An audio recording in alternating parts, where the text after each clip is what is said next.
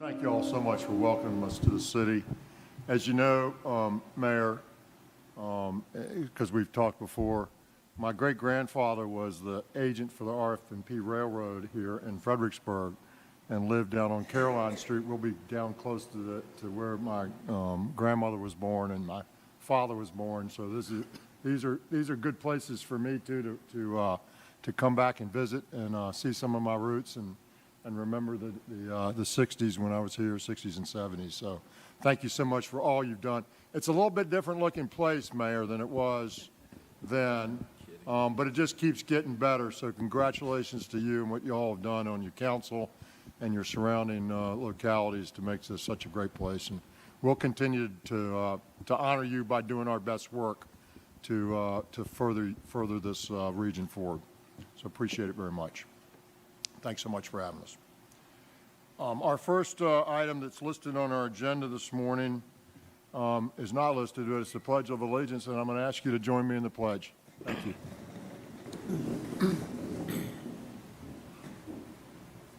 I pledge allegiance to the flag of the United States of America and to the republic for which it stands, one nation, under God, indivisible, with liberty and justice for all.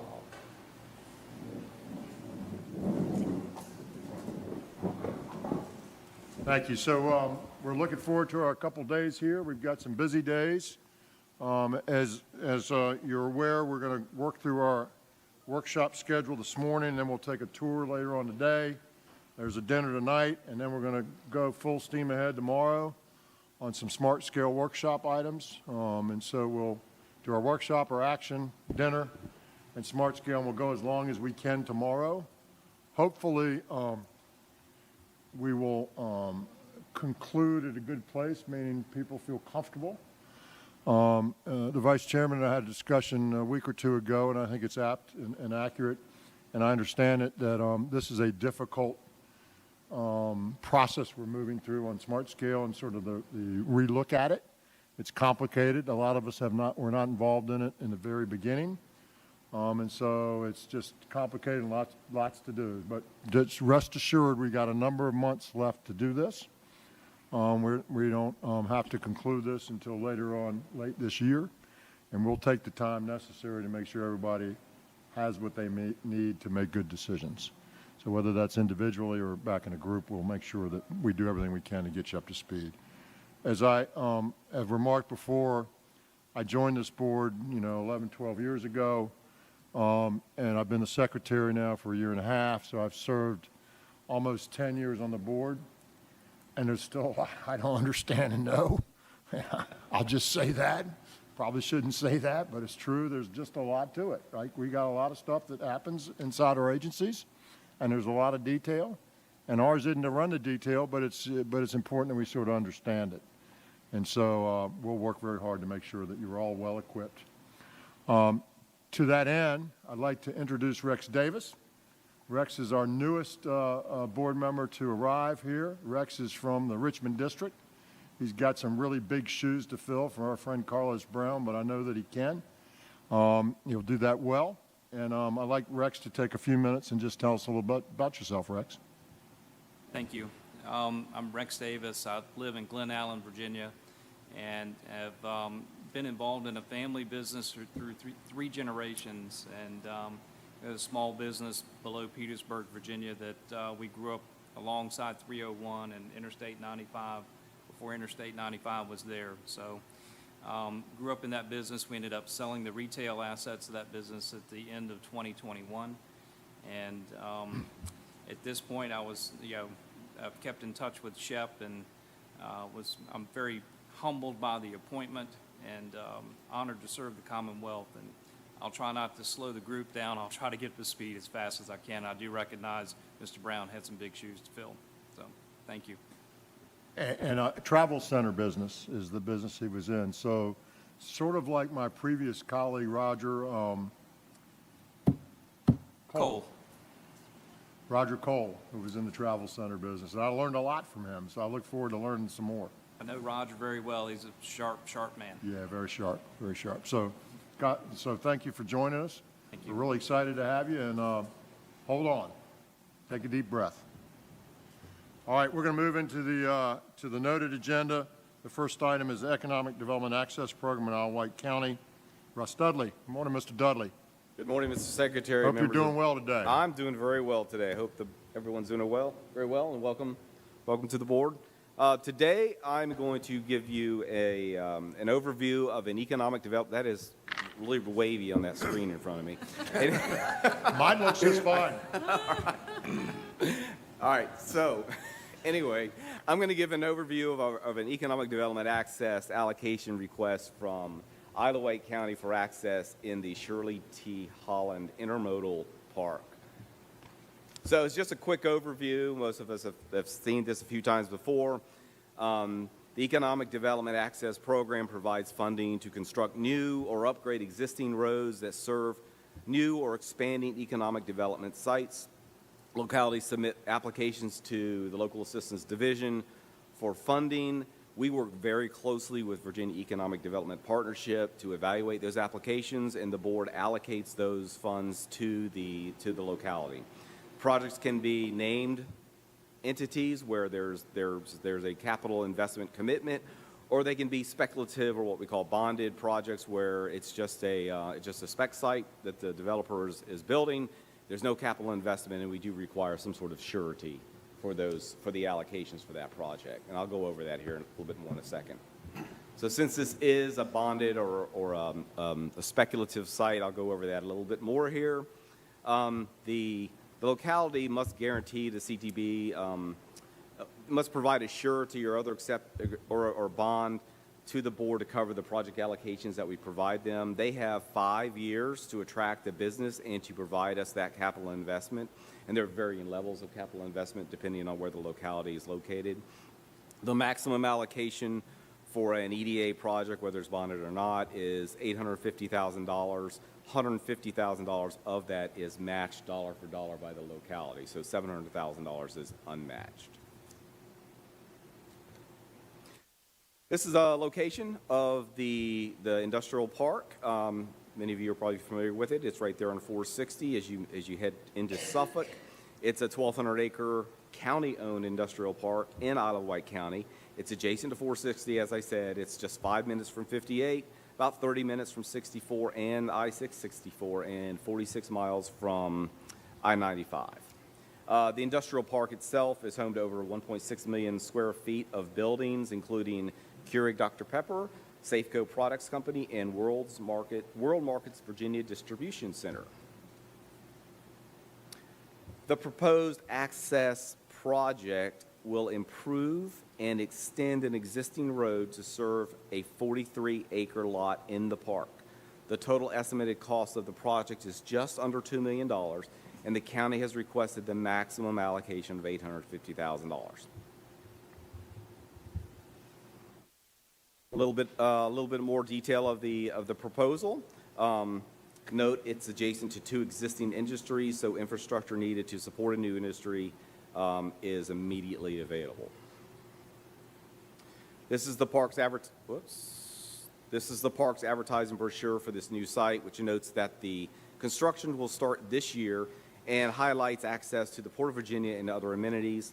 It's also important to note that VEDP, Virginia Economic Development Program, has designated this as a Tier 4, has Tier 4 status, which means this is certified as business ready, and that means that the site is prepared and positioned for selection and development by economic development projects. So that's the second highest designation. We score all these project applications that come in. We work very closely with VEDP to provide scores. We score these applications on 5 criteria.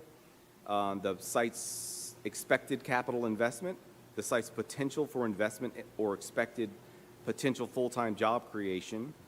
Both those come from VEDP. The actual need for the access road and the locality's level of economic distress as defined on the slide. A score of 50 is needed for us to present a request to the board, and this scored very well with 90 points out of 100.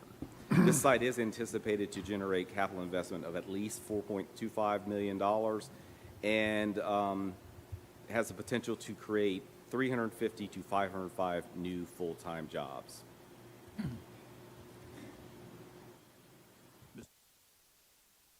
Yes, sir. Yes, sir, Mr. Yates. Mr. Yates. Just a quick question. I think it's a great project. I'm just curious, we're building a third of a mile, two-lane road for $2 million? Yes, sir. Is that about average? Unfortunately. Okay. Just thought I'd ask. So I didn't mention it, but generally the district and the residency will look at the estimates and just validate the estimates for Okay. these things. All right. So the next steps in September, our next meeting. Let me take you back to a meeting in 2014, probably, when we were finishing up the part of the trail down in Williamsburg, and which has been a beautiful project for lots of folks. And when I was on the board, so I was sitting there looking at it, and the trail, it was a bike ped trail, right? I mean, that was how it was presented at the time on the Capitol Trail, and I think we had a 30 miles, or maybe it was a 10-mile stretch we needed to finish or something. It was $1 million a mile for the bike ped trail, for the bike ped trail. That wasn't our numbers, you know, that, it was $1 million a mile. And I said, how can that be? And we went through all the analysis, and we looked at all the regulations and all the stuff that we had to do, and that's what it required you to do. And, you know, you could bid it 6 times, but you kept getting the same number because that's what you were required to do. So I say unfortunately, but that's my perspective from 2014, 2015 for a bike ped trail. It was $1 million a mile. What I will say about this is the greatest part about this whole project, and Russ, have you I mean, you got your next steps, but I think it's obvious. So if you look back on your map, this is what I'd take away from this. When you look back on your map on page 4, can you go to page 4? Sure. This one or the one before? There you go. This one There right you go. here. Yeah. So you see where the Shirley T. Holland Park is, and it's midway between the break from 58 and Windsor. But right off of 58 and right at speculative development from some folks out of town, Matan, that we worked really hard. We're working to get some access for them as well. But the point is, here are 2 speculative projects. One's a park, and one's a piece in a park, a big building, and it's speculative. That's really good, right? That means the market has confidence in what's happening here. That means that the port is doing really well and is expected to continue to do really well. And that is exactly what we want to see happen, right? This is all port related. It's all generated out of there. And we're just trying to find places to go to service it.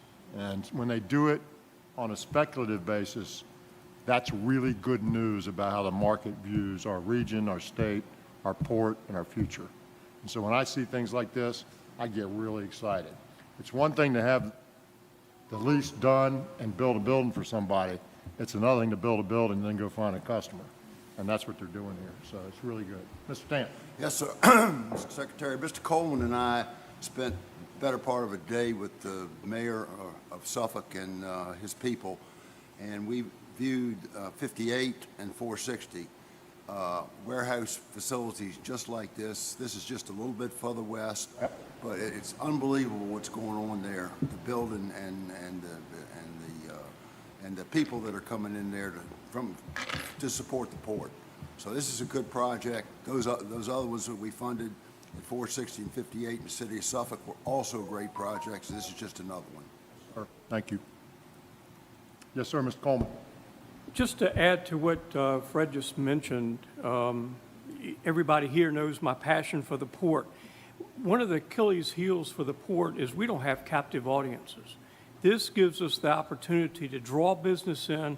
As the Secretary said, it adds confidence to people who want to put their money into their skin in the game in a speculative way to invest in the future success of the port. So this is a really, really good thing to have business located just miles away from the major gateway of the port.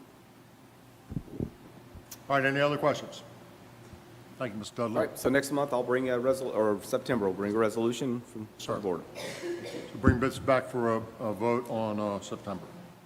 Thank you, Mr. Todd. Rail Industrial Access Liberty Property Limited Partnership.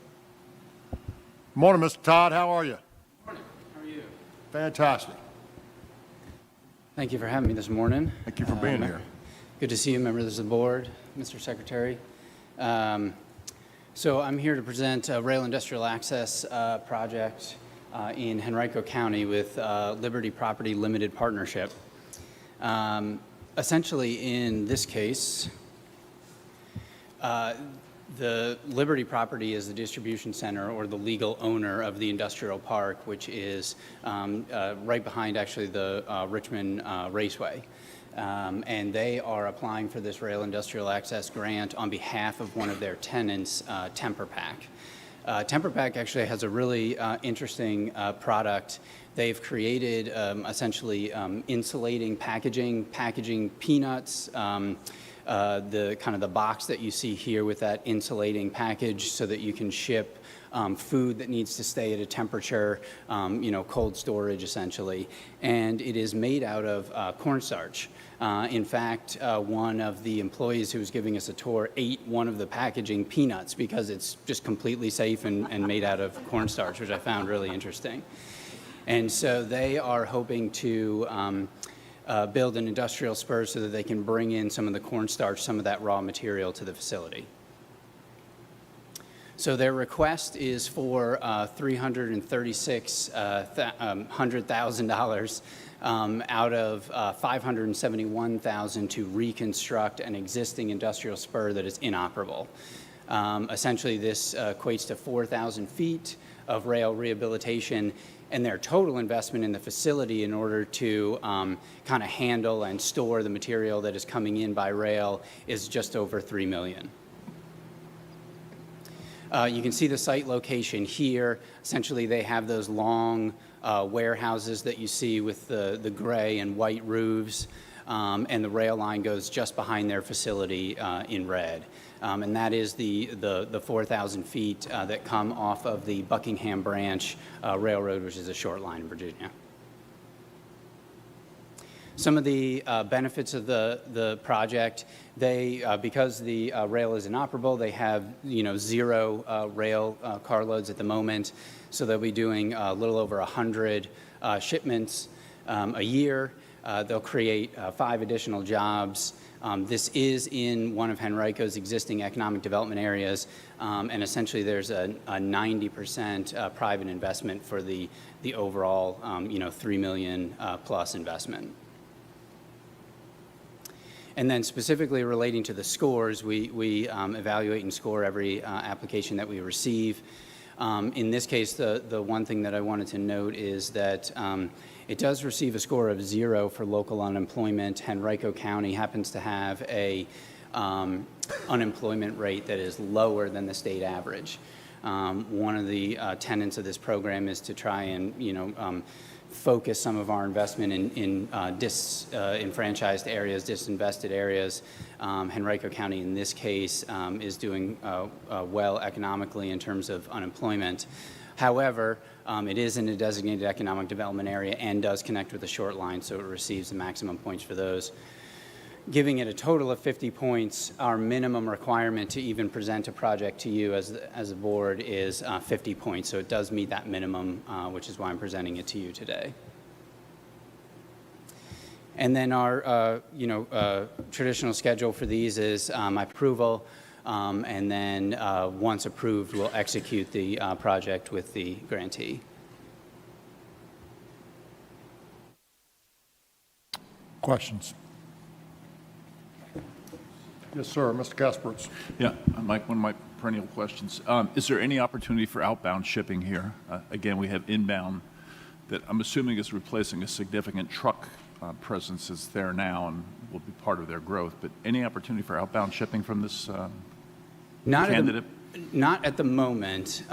They have, because the outbound shipments are pretty time sensitive, they work with HelloFresh as an example. That's one of their biggest customers, and so you have to get those products to a diverse locations very quickly, and so rail is not highly conducive to that type of shipment. But their hope is to grow that inbound.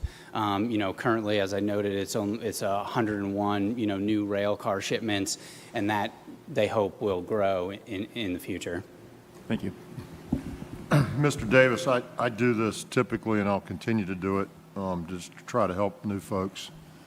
So this is a program whose intention, I believe, its legislative intention is to help us get trucks off the roads, right, and put them on a rail.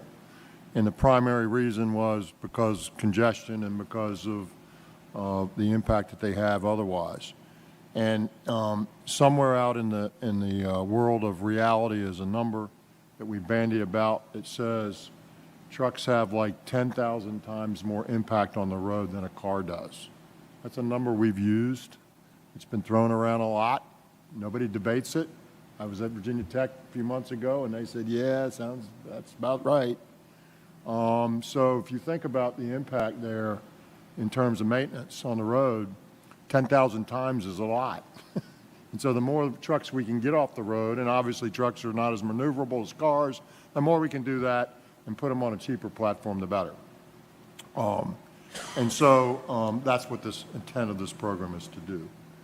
I think sometimes, and I'll just add this as a caveat, what I've always wanted is to make people do things, not to reward them after it's done if they don't know about it. And so I wanted to institute the but-for test, which I've used before, which is you sort of look at the economic, and if it wouldn't work except for this incentive, then you give the incentive. If it's going to work otherwise, why do you give them an incentive? That's, you'll hear.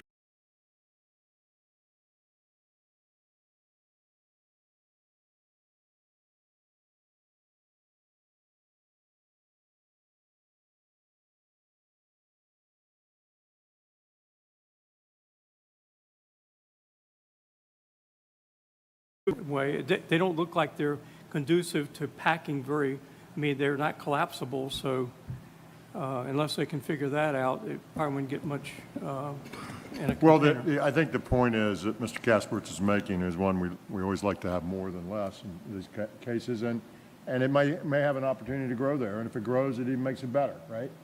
Yeah, If we're I mean, going to you take know, more trucks off the road, then it's even better than we think. We have our cake and eat it too if we have inbound and outbound shipments on these projects that we support.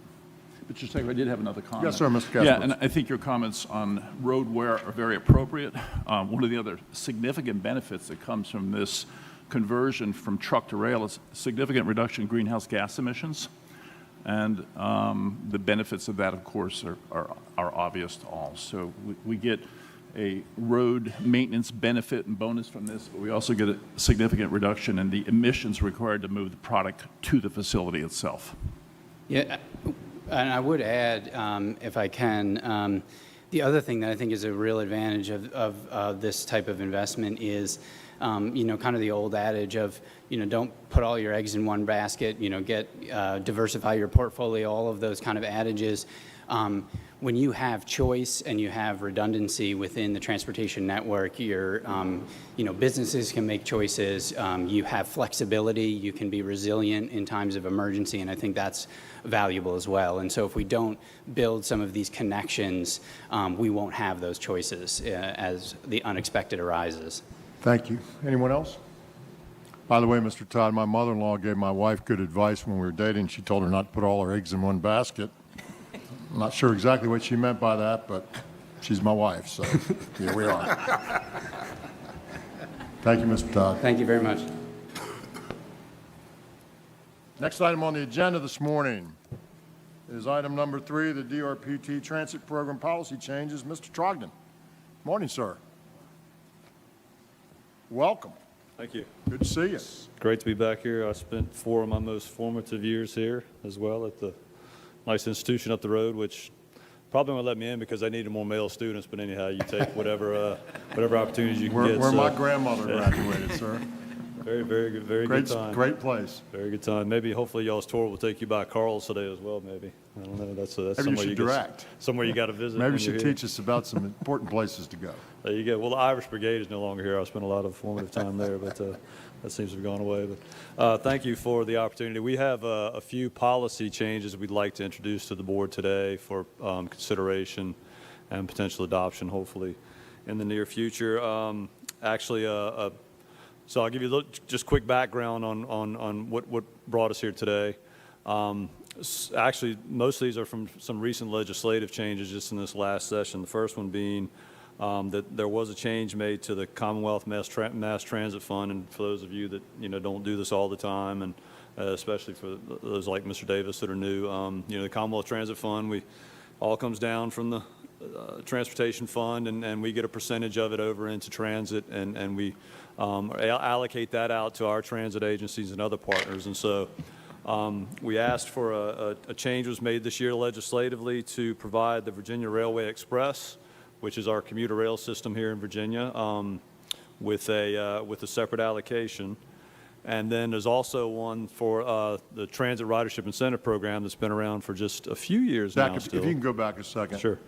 We made that change, and correct me if I don't say this exactly right. We made that change because we had VRE competing with other transit agencies in the administration of these dollars.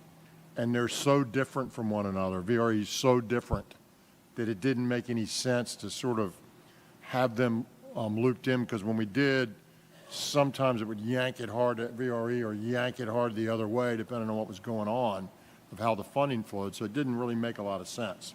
So what the director and her team did is they looked back on what we'd sort of done historically and what we needed for VRE, and we tried to carve that out and set up their own direct funding stream so that we could see it, so it's sort of more manageable, and the rest of the stuff that's around it that's more like each other would work a little bit more efficiently and smoothly. So that was the concept that we're trying. Obviously, VRE's had a big change in its operations in the last couple of years, and so that even made it more sensible to do it that way. So that's what it was about, and I just wanted to help Rex with that. Thank you. Thank you, sir. Did I say it right? Yes, sir. That was absolutely fantastic. And also, there was a change made to just some other WMATA accountability measures. We'll get into the details and just on a quick another slide. Also, our TRIP program, there were some changes made to it to address some some movement in the bus shelter, transit amenities type of space, using some of those funds. So a bill passed to allow up to 30% of that to be used for some of these amenities as well. So that was part of our modernization study, came out of that. So and then the governor did make some changes that I'll get into in a second when he ultimately signed it. So what we're proposing is to talk about these policies today, give a little more detail, and allow you all to hopefully get the context around them, and then dig into them, and have any questions you have may have before we look for adoption. Certainly we can address those, and then so we here today, and then September we can bring these back for consideration. So first, Zach, are you going Yes, to sir. tell us any about the amendments that the governor made? Yeah, I'll get into those in a couple of slides when I talk about TRIP. Yeah, Fine, we can do that. Thank you. First, just quickly on the Virginia Railway Express, excuse me. Of course, we just mentioned the commuter rail is something that is different. There's not a whole lot of those across the country, actually, so VRE is considered commuter rail. And so to get to perhaps change it to where we're recognizing that, we have proposed taking a percentage of that Commonwealth Mass Transit Fund that is allocated to DRPT, and as the Secretary said, carving that out and providing it to VRE they can use it for operating and capital as they see fit. So we'll be coming back. That'll be an annual part of the 6-year improvement program you vote on, is looking at that allocation. So to do that, we're proposing to use some measures that we've come up with, and so that you will be able to judge that against the performance measures. So a quick summary of that policy. We're also, just for accountability, looking at if, to have them provide their budget to us, or else, we do withhold some funds until that budget is provided to the CTB. So we'll release funding. We propose to release funding upon that happening. Also, again, they'll provide some performance metrics to us that will inform DRPT staff's recommendation in the 6-year program for funding them up to that level of the 3.5% that I just spoke about a second ago. And we'll also be reviewing, we like to review all of our policies every so often to deal with changing circumstances. So I mentioned briefly some WMATA accountability measures, and it's kind of just some enhancements to current policy. So local jurisdictions in the Northern Virginia area, most of them are part of Northern Virginia Transportation Commission, which some of you may be familiar with. We're just trying to basically just clarify that they need to provide at least 50% of the WMATA subsidy every year. And if if the Commonwealth manages to provide, would be maybe on track to provide more than 50% of that, we would pull that back and put the rest into statewide capital. So we're not going to provide up to more than 50% of that Virginia subsidy. And the others will be responsible for coming up to meet whatever is needed. And also, again, there's accountability measure of they need to submit their budget by April 1st or else withhold funding until they do provide that. The strategic plan requirement is just also maybe tweaking what we require them to have in there. So, but WMATA does have a strategic plan requirement to submit to us. I think every 36 months they have to develop a new strategic plan and also update that annually. And then just requiring the general manager to come and address the board annually and some of the board members from Virginia. So just a quick summary of that. Let me jump in on Yes, this. sir. Go ahead. No. After So you this finish. just summarizes what I just said, a little more detail. Again, we won't exceed 50%, so we'll adjust our annual allocation if we do get into that situation, and we'll put the rest back into statewide capital, as I just said. So 20% withholding, unless we get the budget. Also 20% withholding if they don't appear before the CTB to address that budget and their capital plans. And then this transit strategic plan also, if that's not submitted, we would have a withholding of that. So, all right, sir, did you have something you wanted to add? Yeah, let me thanks, Zach. So this all came out of a couple things. One is WMATA is obviously in deep trouble. They've got a $750 million projected operating deficit coming up. Annually. $750 million operating deficit. Yes. Huh? Annually. Well, it's not over the next 7,000 years, yeah. We're dealing with that. Annually, so almost $1 billion operating.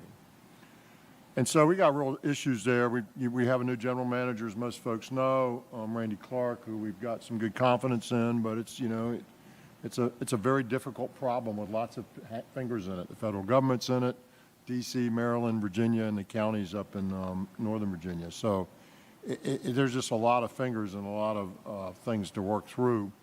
So they're having huge performance issues. Obviously, COVID didn't help them, particularly the government's, the federal government's not going back to work. Crime has been a problem, et cetera, et cetera, et cetera. I don't have to tell you about it, The 7,000 series cars. So anyway, long story short, everybody's digging in.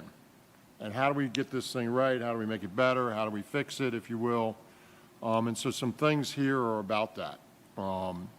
We had a situation, Rex, Mr. Davis, last year where Virginia's share went over 50% for some reasons, and we didn't like that, so we fixed that.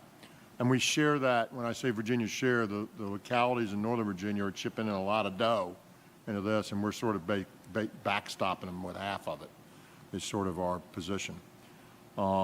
I did ask the board, my colleagues about the 20%. I said, how about 100%? You give it to me or you don't get it. It's that simple. Why 20? Right? And the answer was, that's just how we've always done it.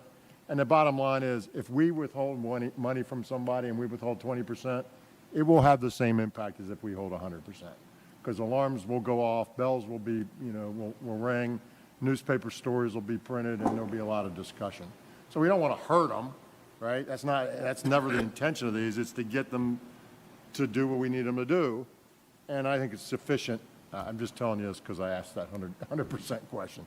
I think it's sufficient to get that to happen. So these are all good policy changes, I think, and we've talked about them before, and I just wanted to bring Mr. Davis up. Mr. Kaspertz has something he'd like to add. Mr. Secretary, thank you. Zach, so the interactions between actually our board and our agency and WMATA seem to be increasing in this, and we're going to be counting on their timely provision of operating budget, capital expenditures, financial statements, and defined benefit pension plan. Is our process one that will have a one-way information flow? Are we expecting them to provide, I guess, certified reports in each one of these categories, or will our oversight include some level of independent scrutiny of what WMATA is providing?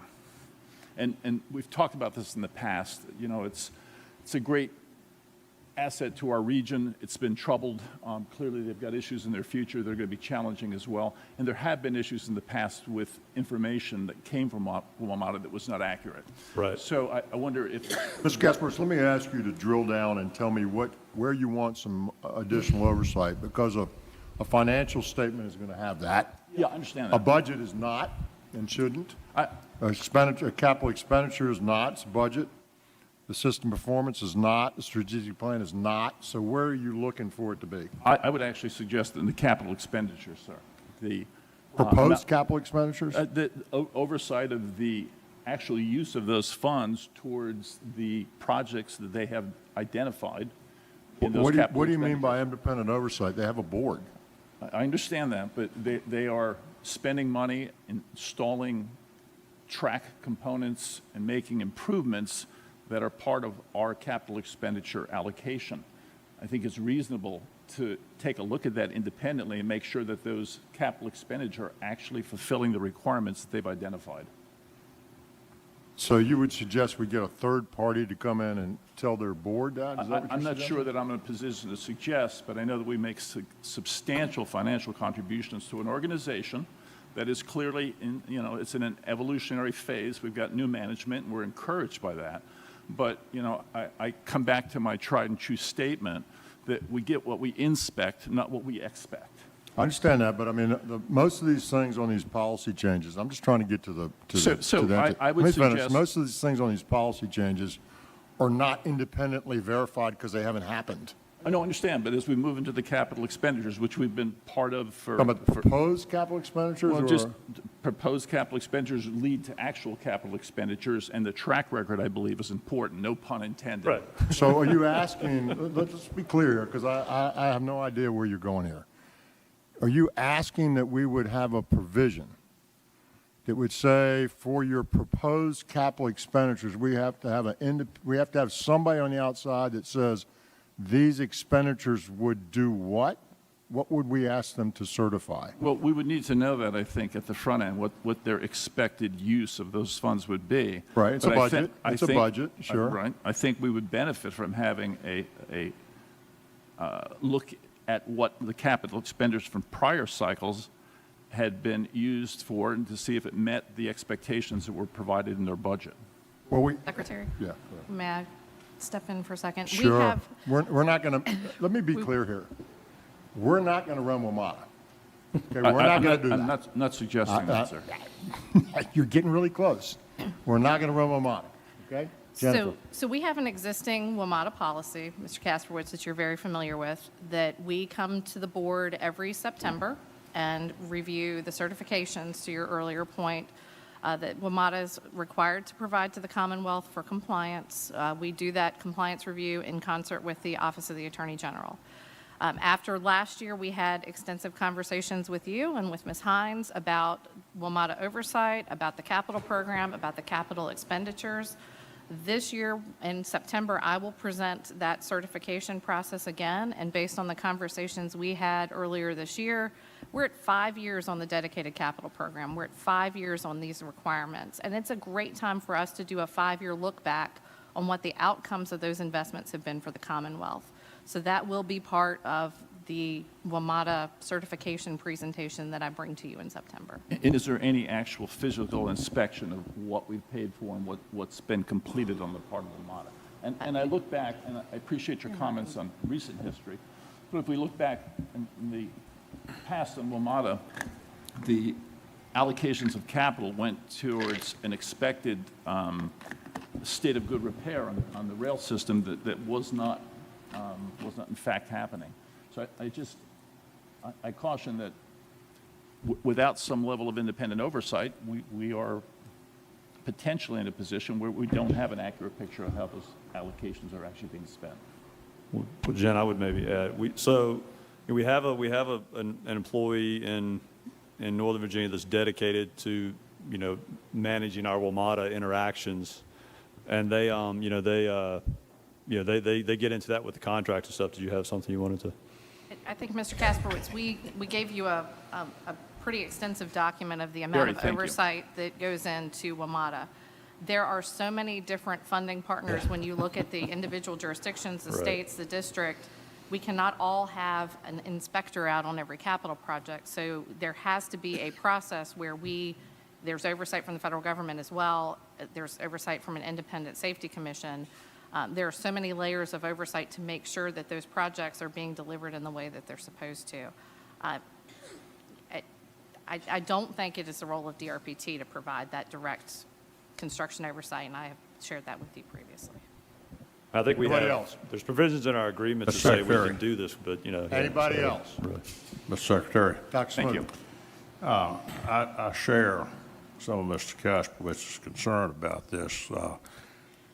The truth is, at least as I see it, that WMATA has not covered itself in glory over the last several years in the operation and administration of a vital component to mass transit in the Commonwealth. Now, I fully agree with your view that we don't run WMATA, we don't. With that. The question is, what do you do and how do you get there, right? And, what the director said to me is clear. I agree with that. I absolutely want to have data that we think is accurate, and we need some way to understand that, right? But remember, we're an organization who's putting a lot of dough. And we're giving it to some counties, basically, who are giving it to WMATA, who's got an oversight board that we appoint members to, as does the federal government, as does DC, as does Maryland. We also have an independent safety commission, which doesn't get into some of these things that are vitally important to Mr. Kasprowitz's point and to Dr. Smoot's point. But there's a safety commission that's very involved. And I'm not trying to be argumentative. I'm just trying to say, okay, tell me exactly what you want me to do, or what you want us to do more appropriately. What is that? And the only thing I read here, and I agree with all the concerns, right, 100%, and we're digging in, believe me. But in terms of policy, what is it in here that you're looking for some independent review of? And I went through the things, and we're on capital. And so now we're on capital, and do we go back and see how it did? Yeah, absolutely. But do I need to go send inspectors that I hire from Virginia to go say, did they put the switch here and did they spend the money there? And I'm not doing that. We're not going to do that, folks. It's not our job. Now, we got to be able to look at it and say, do we want to keep funding it? Absolutely. So the point that's being made, I think, is germane, in that we want to make sure it's operating right. That's the point Dr. Smoot made. The question is, what's the best way to do it? And what we're doing is we're tightening down on information. The reality of WMATA, in my view, is that it was never envisioned, nor will it ever be, a self-sufficient operation based on fares. No. That's a fact, I think. No. All right? And it wasn't intended to operate that way. So it was going to get subsidized, and the concept was, one, it was going to provide value to the citizens, but it was also going to grow the economy. And there's lots of data that says it's grown the economy and it's provided value. But now we're in a problem, right? We got a problem, and we had COVID, and the federal government stopped sending people to work in D.C., and it's a hub and spoke system. You look at it, it's primarily hub and spoke.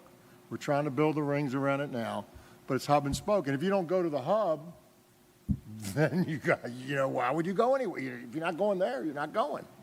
And so ridership's down because of that, COVID, crime, labor costs are through the roof, right? They just are. You look at them, you compare them to all sorts of different entities around the country, labor costs are a problem. So something's got to get done here, right? And then everybody's digging in.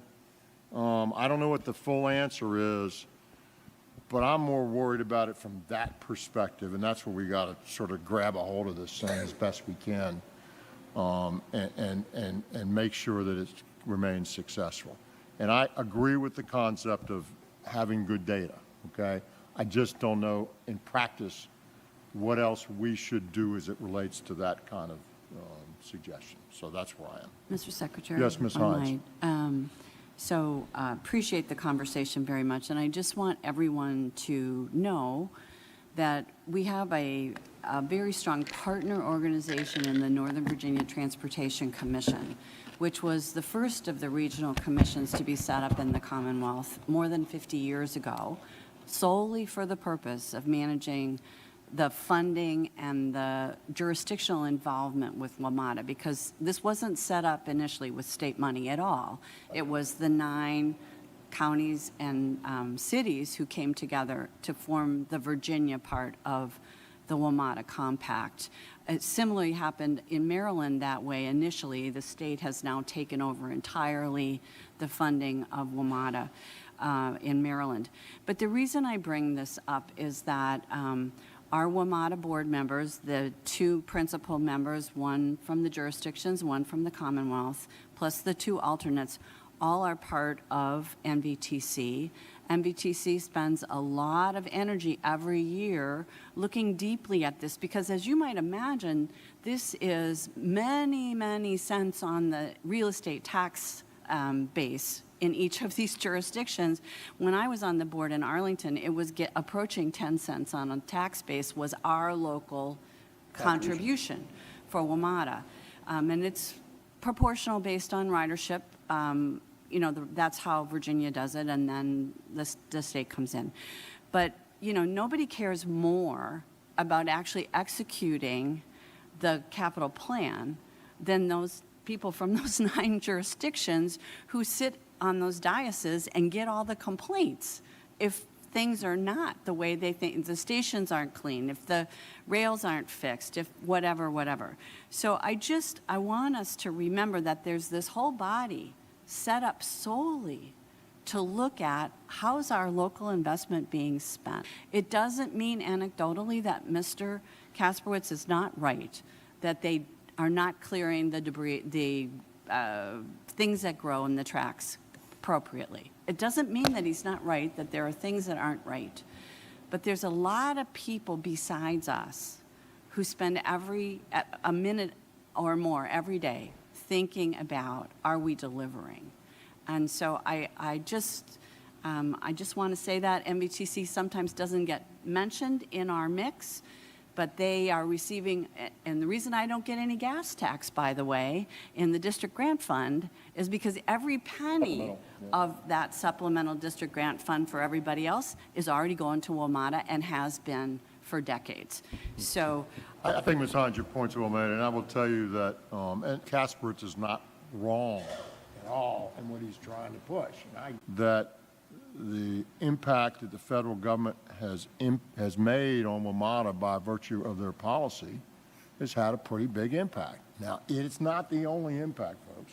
If everybody came back to work tomorrow and got on the Metro and rode it the way they've been riding it 4 years ago, it would not solve the $750 million problem. So there's a systemic problem, which is what some of which Mr. Kasperwitz says goes to. So don't get me wrong that we're not trying to get to that, because we are.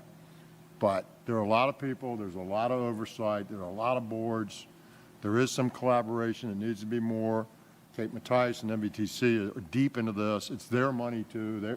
They feel it more than we do, if you will, because of what Ms. Hines said. So there's a lot of attention, and we'll continue to increase that to get to where we're talking about going. Mr. Coleman. You know, I'm somewhat troubled, too, by some of the problems that they've had, and it obviously is trying to be addressed by these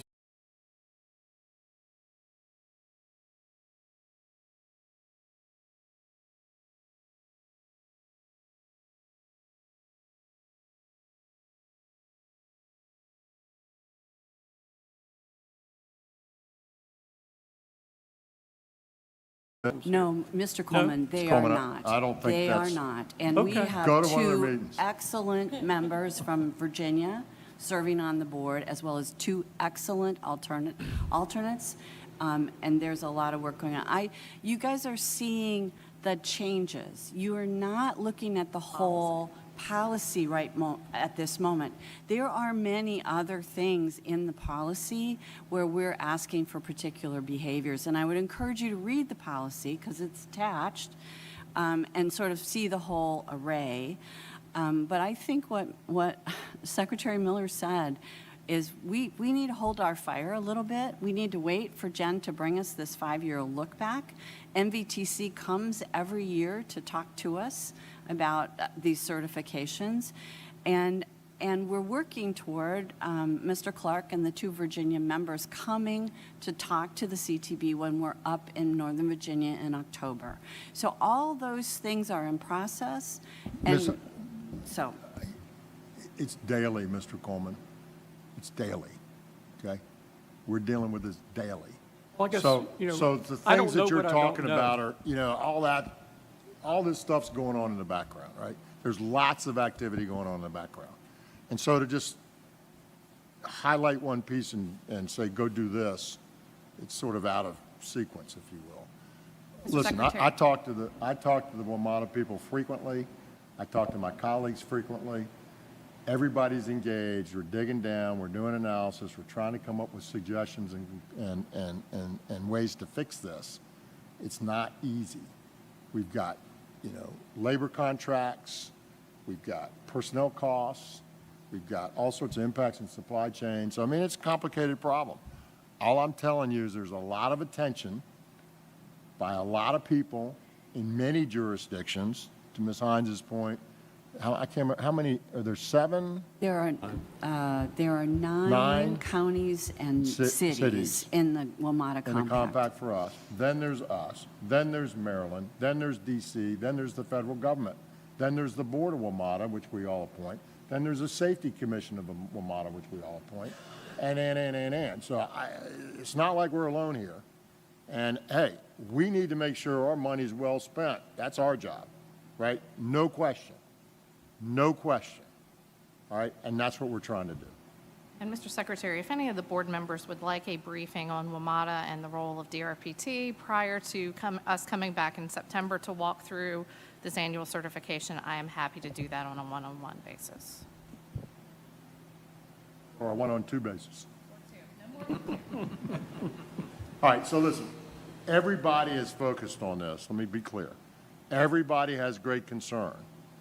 We have confidence that people at every level understand that. We have confidence that the general manager, who's now a year in, Just a year. just a year in, understands that. He's very communicative. He's very straightforward. He's a smart guy. He's got a great track record. So we're all digging in here, but we can't just like pretend we're the only ones involved here and try to go just do something that I'm not sure brings us to value. So we've had our presentation. Anyone else want to jump in? We got a month to talk about it, and then we can come back. Well, we I'll got talk Trip. about, We talk got about Trip. Trip real quick. And excuse me, I was remiss. I'm joined today, and Director's joined today by Grant Sparks, our manager of planning. His team helped put a lot of these things together, and I guess I'm his doppelganger, it looks like, except for the pink tie. He and I pretty much come Go, man, alike. go, man. So TRIP was formed a few years ago. So again, some legislation asked for some, to use the funding a little bit differently this moving forward with some passenger amenities and facilities. And then by the time it made its way to the governor's desk, the governor had decided to chose to add some crime prevention and public safety focus also to the legislation. So we're going to change some policies to address that as well. So that is something that has What been does out that there. mean, Zach? Well, it means, that it has been, as you mentioned, with WMATA, but also around the country, there's been things like operator assaults, and then just, of course, other passengers getting assaulted or a crime happening on. So that certainly is a disincentive for people to ride transit or to work for I transit. guess what I'm getting at is what are the changes that the governor amended the bill? What do they do? Well, they would just allow Let's us to be- spend funding on crime prevention measures such as training, and, So to be clear, structural. the program originally included the second two categories. Go back, please. Regional connectivity and zero reduced fare programs. That's what the program included. And so when we made these changes to tweak that program, the governor added two new categories that could be included. One was the passenger amenity and facilities, and then the crime prevention. So we can take this money and spend it on things that do that as well, which is all part of the holistic system. Absolutely, Okay. absolutely. Thank you. So quick summary of how the policy will change. We have expanded, actually, we took the opportunity also to, we're able to expand project eligibility somewhat. So, of course, by the categories, the new categories we were given. Also, under regional connectivity, we were able to expand the program a little bit geographically by changing the way that we were defining urbanized areas, so we're able to include some new applicants, which we're happy to do to get the benefits from this program. And then we've also just added, changed the scoring rubric a little bit to, important to us is if a project is ready to go. Sometimes you get great ideas, but they're not really refined enough, so we've changed it to where we can sort of also judge if a project is really ready to go, so our funding is not hanging out there and it's being used in a timely manner. You know, DRPT stewardship of public funds is part of our strategic plan, and so that's important to us. So that was something that was added in there. So, okay. Questions? Otherwise, you have any questions about what we've talked about? All right, thank you very much. Thank you. Appreciate it. Next item on the agenda is on time, on budget, Mr. Bart Thrasher. He's on time and on budget. And I'm on time. And I will not be talking about WMATA. Time on budget, we may send you up there. Oh, thank you, sir. So this morning, I am going to give this report for members that are new. I give this once a year. I give it in July. It is our on-time, on-budget performance for both VDOT and localities and our program as a whole. So today I will show you numbers that look at our engineering program, which is the development side of the house, as well as our construction program, which is the delivery side of the house. So, and these numbers are preliminary. We took them off of the dashboard as of 17 July. So I believe that was Monday. So again, this is just a chart that shows the overall on time, on budget for both VDOT and localities. The numbers you see in red are from FY22. The black numbers are FY23. And then the gold numbers are our targets. So each one has a target. The percentage of projects on time has a 70% target. Project delivery has a 77% target, so on and so forth. These numbers are shown that overall, we have hit 3 out of 4 of our metrics. We missed the project delivery portion of that for the on time by 1 percentage point. So it is very, very close. Increased on time performance has been both for our development side of the house and our delivery. The budgetary performance, we believe, has been impacted by inflationary measures, abundancy of infrastructure work, and labor costs across the state. Again, this is just a slide that shows all projects at the top. We talk about engineering and construction. Engineering is on the left-hand side, the construction is on the right. VDOT projects are in the middle, locality projects on the bottom. And you can see that VDOT, 4 out of 4 across the middle, and locality projects, 1 out of 4. And we'll talk about a little bit of that in a few more slides. Project development, or the engineering side of the house. This is a slide that just shows the breakdown by project administration between VDOT and localities, by number of projects and dollar amount of projects. What we're really honing in on here is the impact that the localities have to our overall program. The percentage of project counts is where we have the most impact. They're normally about a third generally over the last 5 years. This past year in FY23, again, about a third. Where you see on the budget portion of it, it fluctuates. Between 22 and 23, the localities' total program shrank by about $213 million. Overall, for VDOT, we increased by about $200 million. And why is that? The localities had about 45 fewer projects in this year's FY program, and that's just happens been when they hit their advertisement date, nothing more than that. And then the average size of the projects for localities decreased by about $600,000. VDOT's numbers have stayed fairly consistent across the board. That just gets, again, emphasizing the fact that the localities play a very large part of our program. This next slide, again, just shows overall for project development, 81% versus 69 last year, and we stayed the same on budget from 82 to 82. The next slide is just a trend analysis. And the trend analysis shows the on-time numbers are in blue and the on-budget numbers are in orange. On-time numbers increased by approximately 11%, due in part to more focus applied by the localities and more increase in efficiency by VDOT staff. Our on-budget results stay very consistent between 22 and 23. This is our VDOT trend analysis. VDOT on-budget performance is down this year, and we believe those impacts are due to inflation and price escalations that we're seeing in our contracts coming in for low bids. I do not expect I expect that will continue through FY24. Our on-time performance is Can you due in stop right part- there? Excuse me, sir? Can you stop for a second? Yes, sir. And that will stop because our budget's already set, but inflation continues to ravage us. Correct, sir. Do we ever adjust the budget and adjust the base? Yes, sir. And so how do we take that in consideration? Even when we adjust it for inflation, we're still, at some points in time, we could be behind the curve.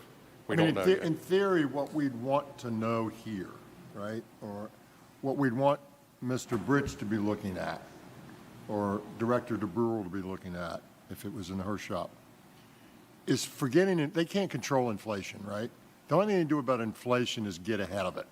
That's all they can manage. And you know, maybe better sourcing and, you know, but they're not going to change inflation, right? And so when we look at this, if we're getting ravaged by inflation on budget, that doesn't really tell me that we're running it well or we're not running it well. And this sort of gets to, are we running it well, right? Are we doing well? And if we're like doing everything perfectly and inflation takes us below our goal and a radical change, do I look at my staff and say you're not doing what you need to do? Or do you look at them and saying you're doing everything you need to do and there's nothing you could have done about this? And that's what I like to see, because I don't want to push on something if I'm the commissioner or I'm you. I don't want to push on something that somebody can't change. Correct. I want to push on something they can change. And so when we re-baseline, does that get, you know, and I don't know how much is where the re-baselining is done in here, so you know, sometimes re-baselining can get you in trouble. Correct. But the question is, as we look at this as board members, are we unhappy with our performance from 93 to 87? Are we happy with our performance and said there's nothing, we were really at 96, but it took us to 87 because we just had this anomalies that happened we couldn't have predicted, and we set our budget in 2019, and now we're in 2023, and we're just suffering it? Which one is it? So that's what I'm getting at, and I can't get there from here, so, you know. When you said we think, or we suggest, that's what caught my ear, that this is because of inflation. Correct, sir. We can show that. We can parse those numbers out. And we could say, this is because of inflation that we couldn't have any impact on, and this is everything else. And I just, as we go forward, I'd encourage us to, from management's perspective, to think that way, because, you know, I can't control something I can't control. Understood, sir. Mr. Secretary. Yes, sir, Ms. Lawson. Further to your point, Mr. Thrasher, have we looked at policies or procedures we could do to expedite the delivery? It seems to me inflation's going to bite you the longer you let these things hang out, or the longer it takes. But are we looking at things we can do to get it done in year one as opposed to 3 or 4 and avoid some of these? Yes, sir, we are. Thank you. Anything we can do to do that. I think we do a couple things, and Mr. Lawson, and I think there's probably more in any organization, and certainly at VDOT, that we can do to be more efficient, right? Nobody ever thinks they run at 100% efficiency. I don't think anybody does, but not in a big organization. But Is can this you wait, an- Ms. Sellers? Yeah. Thanks. And so I think there's obviously places that we can be more efficient. So there's an operational side, regulatory side, you know, review process, all that stuff we've talked about. Then there's the money side, right? So one thing we do pretty well, I think, is we get the money allocated and committed as soon as we can. We pull it forward to try to get ahead of the inflation. And we talk about that a lot. How can we get this started earlier? How can we move this money forward? And we've looked at that on 81 and other projects. How do we get the money in sooner so we don't get the next 10% and the next 10% and the next 10% on top of that? So we do that pretty well. I do think we need to continue to push on. And that's not for us per se, but on a detailed basis, but continue to look for ways to get more efficient in the delivery, the regulation, the review process, all that stuff, and we are doing that. We'll continue to do that. And we'll probably bring something back in a couple months that sort of gets to some of that. But, I mean, I think that point's well taken. And anytime you get in a large organization with lots of review and engineers and regulators, it's never, to your point, it's never as good as we like it to be. So we'll continue to work on that. Thank you. Mr. Secretary? Yes, excuse me, Ms. Sellers. Are these averages? She was telling me to stop talking while she was interrupting. Go ahead, ma'am. Are these averages? Correct. Okay, and so I wonder, with that large number, are there certain projects that are bringing that number down, or do we have any outliers? Well, if you keep going, this is just us. Is this just us, or is this statewide? This is us, sir. So, no, there are not any particular type of project that we have that seem to be the Achilles heel. Okay, We can't find that. okay, thanks. But it would be helpful as we go forward if there is a way to reasonably pull out sort of the uncontrollable versus the controllable, because, you know, they're different. Ms. Hines. Thank you, Mr. Secretary. I've looked at these now for a number of years. I appreciate that we have this dashboard. But every year when we do the sum up, we have a conversation like this about what were the factors in this particular year that affected VDOT's performance, and then we have a different conversation related to the locally administered projects. And the things that Mr. Thrasher is likely to say about what affected what is never present in the presentation. The history of, in this year, inflation was X percent, and it had an impact on this, gets lost. And I really would ask, and this is true of the locally administered projects too, it's a different list, it's a known list.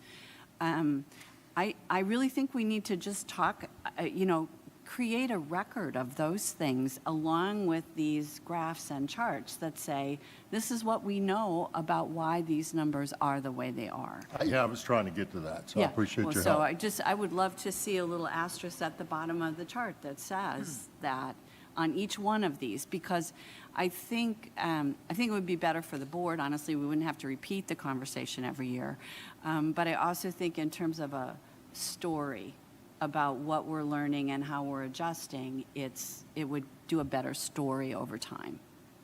So I sort of styled it as the controllable and the uncontrollable. Totally agree with that. Totally, and so if we presented it that way and talked and understood what was controllable and what wasn't controllable, that would give us better data on which to make an assessment. Understood. One point Mr. that Commissioner. I'd make out of this is just to recall, this is on the development side, that we're talking about the engineering, or did we need additional analyses? I understand the fact that, yes, we probably need to add some additional clarity on the causation of maybe the major moves in this area. But I'd say we've had some issues that in the development phase that will likely impact it. Some changes to recent right-of-way laws that are going to increase the cost of right-of-way that will be felt in our procurement. So I welcome that opportunity to be able to highlight it. Yeah. I will say that as the chief engineer gets to the next slide, I think that's going to be quite telling and is going to have some additional conversations to your point, Ms. Hines, that the VDOT system is different from the locality system, and that asterisk is going to change somewhat. As a precursor to that, I intend, working with the Chief of Policy, to bring back an awareness to our local sustainability program next in the September-October timeframe to be able to highlight the need for the improvements for the localities. And so when we get into that, I'll provide additional commentary here. Great, thank you. Next slide. The next slide, local development performance trends, and this gets to what the commissioner was talking about previously, and you'll see a dramatic impact between FY22 and FY23 on the locality side. We believe that that has a lot to do with what VDOT's been working on the last year, as well as the localities have been working on last year. And we talk about VDOT's Transportation Alternatives Program, and that's set up to help localities to be able to get on-time, on-budget numbers. We shared with the localities their performance. Some of the board members here, Dr. Smoot was one of those that shared it with one of the localities in the Salem district. That has a pretty pronounced impact on localities when you start talking about performance with them. And so we think that the amount of discussion that our local administrative division has had, as well as we have been talking about this at every public forum we go to, is starting to have an impact. It's increased. I don't know, I can't say that it's all of that, but I think it has a dramatic impact on the amount of increase we've seen over the past year.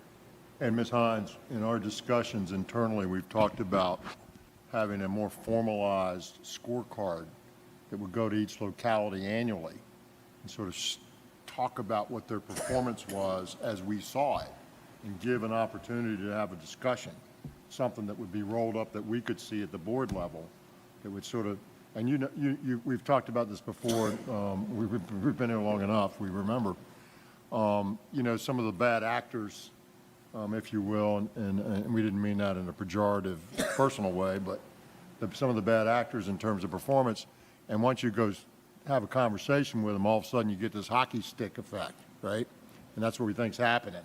So with light and knowledge, to sort of some of your earlier points, we roll all this up, we have individual scorecards, we talk to them each year, district engineers talk to them, we roll it all up, we see it, and then we got what you need and what you're talking Right, and the only caveat I would put on that, Mr. Secretary, if I might, is that sometimes a locality makes a decision about the kind of contract that they want to pursue or about an approach to right-of-way or utility work. I can remember. We ought to be thoughtful about calling them out. Well, yeah, we Yeah, we ought to should. recognize that they're operating within their sphere, especially when it's roadways that they control. I think the issue is, which sort of goes back to an earlier point that was made on a different subject. If the budget is being set on time and money and they're setting it, right? Yep.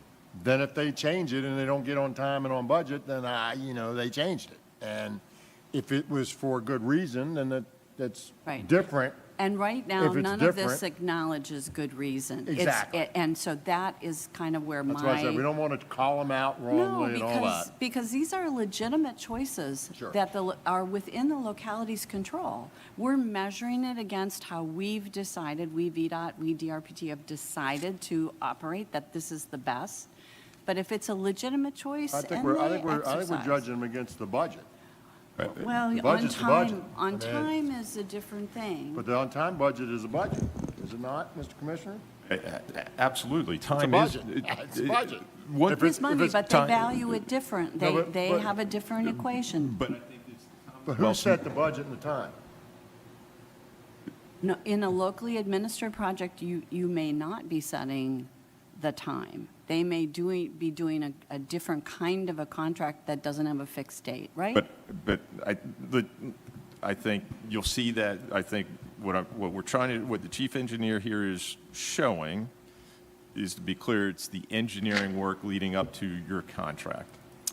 And so the time value of money leading to the contract is one thing. Different But than we're construction. talking overall. You're talking overall. We're not talking just development, we're just talking concept. But I do think that for the board needs to take recognition here is that what what the chief engineer has said is when we had, the board took action July 1st with the new 6-year plan. We have 4,700 projects in the pipeline. If that's 1/3 of the localities in the delivery of the Commonwealth's transportation program, that's more than 1,500 projects that the localities are responsible for. If it's 1/3 of the dollar value that's in the program, recall our program is $19.6 billion. The importance of the localities being on time and on budget is to help us because of the time value of money. What we're seeing here is this trend we've had over the course of the last year has had a renewed push with the district engineers having conversations. We've also been out to the local programs workshop where we said we're going to institute a local sustainability program that's going to take into consideration the performance of the delivery of the projects, their billing and program management, and there's one other aspect that I forgot, but we'll bring that back to the board. And look for a recovery plan from those quote-unquote bad actors. We only have 12. And I want to highlight one thing that's a success story here that's not on the slide, and it's purposely not so that we can mention it here today. Part of this is with one of our localities, they have a very sizable number of projects and monies being allocated to those projects. When we brought this up to their attention and said that we're going to take something to the board and give the board members here information to be able to make decisions on whether to allocate future allocations to smart scale, TAP, revenue sharing, and whatnot based upon their performance, our 12 localities, one of them that was 1 or 2 on our list, had 100% of their projects on time and delivered on budget this calendar year. So it can be done, and there is a message to be had that when time value of money is here, this is a very important part that I think when the board may want to consider looking at not allocating monies until they draw down their balances, deliver projects for the benefit of the Commonwealth and the citizens, I think we can see our metrics change quite drastically. Commissioner, I think the question was, and everything you said I agree with. I think the question was, when we set a budget for time and money, who sets the budget? In this case, the locality based upon their application. Right, so when they come to me and say, here's my time and here's how much money I need, and we say, okay, and we give them whatever we give them for that, and then through the process, they don't meet those numbers. We didn't create those numbers. They created the numbers. And so if something's changing beyond their control, then if I was a manager of that process, I'd say, okay. But things that are within their control, I'd say, no, not okay. Should have controlled it, should have made it happen, should have been less money, should have been less time. And that's what we're trying to get to, whether that's inside VDOT or outside VDOT, right? You can't control what you can't control, but those things that you can, you ought to manage, and they ought to be transparent, and we ought to work to fix them. And in our case, we think they haven't done that in some cases, and so we're just trying to work with them and get them there. And to the commissioner's point, when we put light on it, and when we talked about it and explained what the consequences were, we're seeing hockey sticks, right? And all I want to do is just get rid of the stick and keep it at 73 or 74 and just grow it like that and get on with it. And so that's all we're trying to do. I hear you.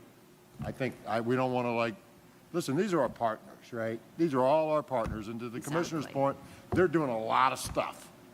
And without them, we're not making it. And without us, they're not making it. So it's a partnership. But they've got to perform, and we got to perform, and we got to perform together. Thank you, Mr. Trasher. Next slide. Mr. Secretary? Oh, I'm sorry, Mr. Coleman. I've got a couple of questions for you. Do we track records of ahead of schedule performance? Because why shouldn't we celebrate and acknowledge and give credit to those projects that get done ahead of time? And the second is, it seems like the projects are on one big pot. There's no differentiation between small and large dollar amounts. to Ms. Sellers' point, the outliers, would it be helpful to differentiate somehow in some dollar fashion? The projects can track the performance based on a minimum amount of money. So yes, to your first question, we do know if they were coming in on ahead of schedule, or ahead of time, or ahead of But we budget. don't give you they don't get any positive credits in this. It's a zero-sum game. You're either on schedule or you're not. You're either on budget or you're not. If you're half the budget, you don't get any upside. If you're half the time, you don't show any upside in this analysis. The answer is no to the question that you asked. We don't show it to you like that. We do know it, but we don't show it to you like that. Correct. Your second question, normally the more higher complex, higher risk jobs are done by VDOT. Larger dollar projects. are They're done by VDOT. typically selected out, right? So the big projects, they're not in the locally administered typically. So you've already had some segregation Okay. naturally. Not 100%, but like, let's pick a good one. 81. How about HRBT? That's done by locality, sir. Exactly. Huge project, the biggest project in the history of the Commonwealth, and it's locality. So that's why I say there's some aberration. And we look for those in the data. I ask that all the time. Is that HRBT? You'll see that in some other data, and you got to sort of get that out of there, right? Thank you. And the answer to your last question is yes, I agree with Ms. Sellers. Thank you. Yes, sir. Mr. Casper, did you? Okay, thank you. Okay. We've thoroughly gone through that slide. So now we're going to construction. By the way, Yes, sir. you started 3 minutes ago, and my time agenda says 15, so you're over budget. You always ask me to tell you if I can control it or not. Exactly. So I can't control That was not controllable on your part. That's Yes, sir. exactly the point I wanted to make. It's the equivalent of a rain day. Thank you, sir. I appreciate your help on that question. All right, this is the next one. This is across the state project delivery for both VDOT and localities. The red is what's from 2022, FY 2022. The dark black is from this year. So you can see that we went up in the on time and we went down on the on budget, and that's, again, collectively. Next slide is our statewide performance. On-time numbers increased due to increased numbers by localities and VDOT. The statewide on-budget performance remained consistent through 2019 through 2022. The numbers dropped by 4% in 2023. Again, we believe that's factors dealing with the economics of our current situation. But what you're looking at in the blue is on time, and that number's increased by 6%. And that is... Points, 6 percentage points. Yes, 6 percentage points, sir. And that is a direct correlation between VDOT and our industry partners in the paving industry. The FY 2022 numbers, the paving on time was 76%. In FY 23, paving on time was 97%. And we did that by getting projects out to the paving industry a lot quicker, allow them to keeping workers on through the winter, and it's had a dramatic impact on our program. And when you say getting them out quicker, what we did is we made a thoughtful change after some study, and we changed our dates. You can't start till date X. We pulled them forward, right? Yes, sir. And pulled them back the other way, and we've gotten better results. And we had a lot of consternation while we were doing it with the industry. There's lots of concerns. I talked to them a couple times myself, but at the end of the day, we think it's been a good change, and we'll continue to go down that road until we find out it's not. Yes, sir. You're correct. So here's the VDOT trends. Again, we have the on-time performance was 76 from last year on the paving program to 97. Our numbers for on budget have remained fairly consistent in the mid to low 90s since 2021, but we've had a dramatic increase in 2023. But do you have any idea, because this sort of goes to the anomaly, so speak to 2022 on time. Why 77? Why that big change? Everything else has been 80s and 90s, and all of a sudden we're at 77. That is the paving industry, sir. There you go. Yes, sir. So the paving was stinking, You said that. I guess I missed that. Paving was a big problem, 21, 22, and we changed it, and we've got some kick. I don't think it's all that, but all from that, but a lot of it's from that. Go ahead. Okay. Our last slide is local project delivery trends.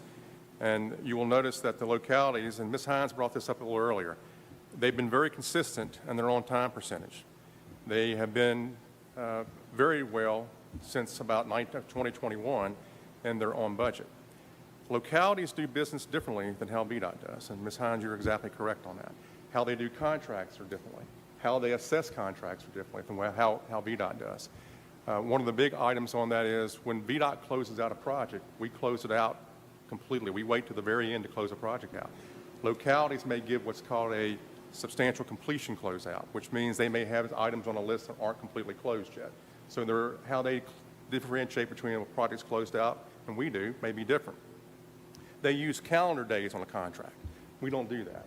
And that's a big difference because they put in there for these things for weather dates, and we don't do that. When we put a contract out for a date, for time, that's time. And as the Secretary and Commissioner say, if you're 1 minute over it, you're late. And localities, it's much easier for localities to go back to their board or to ask for, it's less easy to ask for money than it is to ask for time. It's very easy for localities to ask for time. That is really the point right here, folks. That's what you really need to zoom in on. Yes. Make that again and explain it. So when they ask for time, we can give a contractor time. They come to us with a work order for VDOT, and we can't go over our budget. We can work with them on time. We can go back in and re-baseline a project, but we haven't started doing that until just now. Localities frequently extend out the project because they do not want to go back and ask for more funds, which puts them over budget. Or they got to get their own funds. Or they get their own funds. Or they got to get their own funds, and they're waiting on their own funds to get in there, so they're dragging it out. Mr. Stamp. Speaking for Virginia Beach, Can you pull? excuse me, speaking for Virginia Beach, to me, there's absolutely no sense of urgency for Virginia Beach to get their local projects done. I mean, things go on forever and ever and ever. I'm not talking about Alaskan Road. I was going to say, you want to talk about Alaskan Road? No, I'm not talking about Alaskan Road. That's a completely different project. But question, do localities ever put LDs in their contracts? They put it in damages? I'm going to refer back to Russ on that. Yes, sir. They do. Some of the larger ones like They're allowed to do that. Yes, sir. Yes, sir. I think the point of all this, folks, is to say, here's what we're seeing. We've talked about some of this before. Here are the things we've been doing, and here are the things we intend to do going forward to try to correct this. And so this 5650, 5650, that's not okay, right? No. We either need to have a different budget and meet it, or meet the budget we have. We can argue about that, but I never worked in a world where 50% was good and okay and acceptable. That was an E. They didn't have Fs when I started. It was an E. 69 and below was an E, right? And E's were really bad, and it's just, we got to fix it, right? We need to fix it. And so how do we do that? And so we'll talk more about that as we go forward, what we're going to do. But some of that is the light, some of that's the scorecard, some of that's change. Maybe you don't get any more money, until you perform. Sort of, we talked about that earlier today. Maybe you're not going to get some if you're not performing. So we're bringing some of that back. But we're just showing you the data, showing you sort of what's happening, and then we'll talk to you about what we want to do about it. Mr. Lawson. Secretary, Mr. Thrasher, are these locally administered projects? I assume they include revenue sharing? That's correct. Are they all revenue sharing? I don't believe they are, no. No, they aren't. Okay. No. But I But guess some it of that doesn't, revenue sharing problem, when you've got local money in and the project's getting more expensive, they got to find their money too. well, that's kind of my point. That's where you're going. We need to factor that in because, number one, we want to keep those going because they're paying for half of our budget with that thing. But the other is they could be Not going along and come up short, and the state can just do their project and fund it, but a locality has to come up with that money. That's the state. So it's the state. Go ahead. I think, Mr. Secretary, Mr. Lawson, I think to answer the question, local projects range everything from smart scale to revenue sharing to TAP. But to your second point of the state can just come up with the money, this board still has to take action. Every time that Kim Pryor comes forward with a change in monies to a particular project, this board has to take action. So the localities... It comes from somewhere. It comes from somebody else. So the localities are held to the same standards as VDOT when it comes to addressing a shortfall of monies for a particular project. My point is more to the percentages, and in a scenario where we've got a locality that needs to come up with additional funds, which usually is coming backstopped, it's coming from the private sector, that's a really good reason. I don't doubt that the state needs to come up with additional funds and allocate additional funds as those expenditures come up, but those are different things and they ought to be factored in. And lastly, I think we want to incentivize the localities to do this if for no other reason. They're paying for half of our road costs that otherwise we'd have to pay 100 cents on the dollar for. But I think that revenue sharing is only one component of that. Understand. So I'm not sure where the half number came. I would disagree with you on half, but yeah, they're paying a lot. Yes, Mr. Fogle. Well, Secretary, we have data on district by district, because this paints a very wide brush. It doesn't tell much. So do we have that? We do, sir, and it will Is it important? Yeah, I mean. Normally, your it's district really- engineers will discuss that with you, Mr. Folks. I mean, Tabitha would be one to go to for that. Are there any that are outliers? Yeah. Yes. Well, I would like to know that. Well, we can get that information too.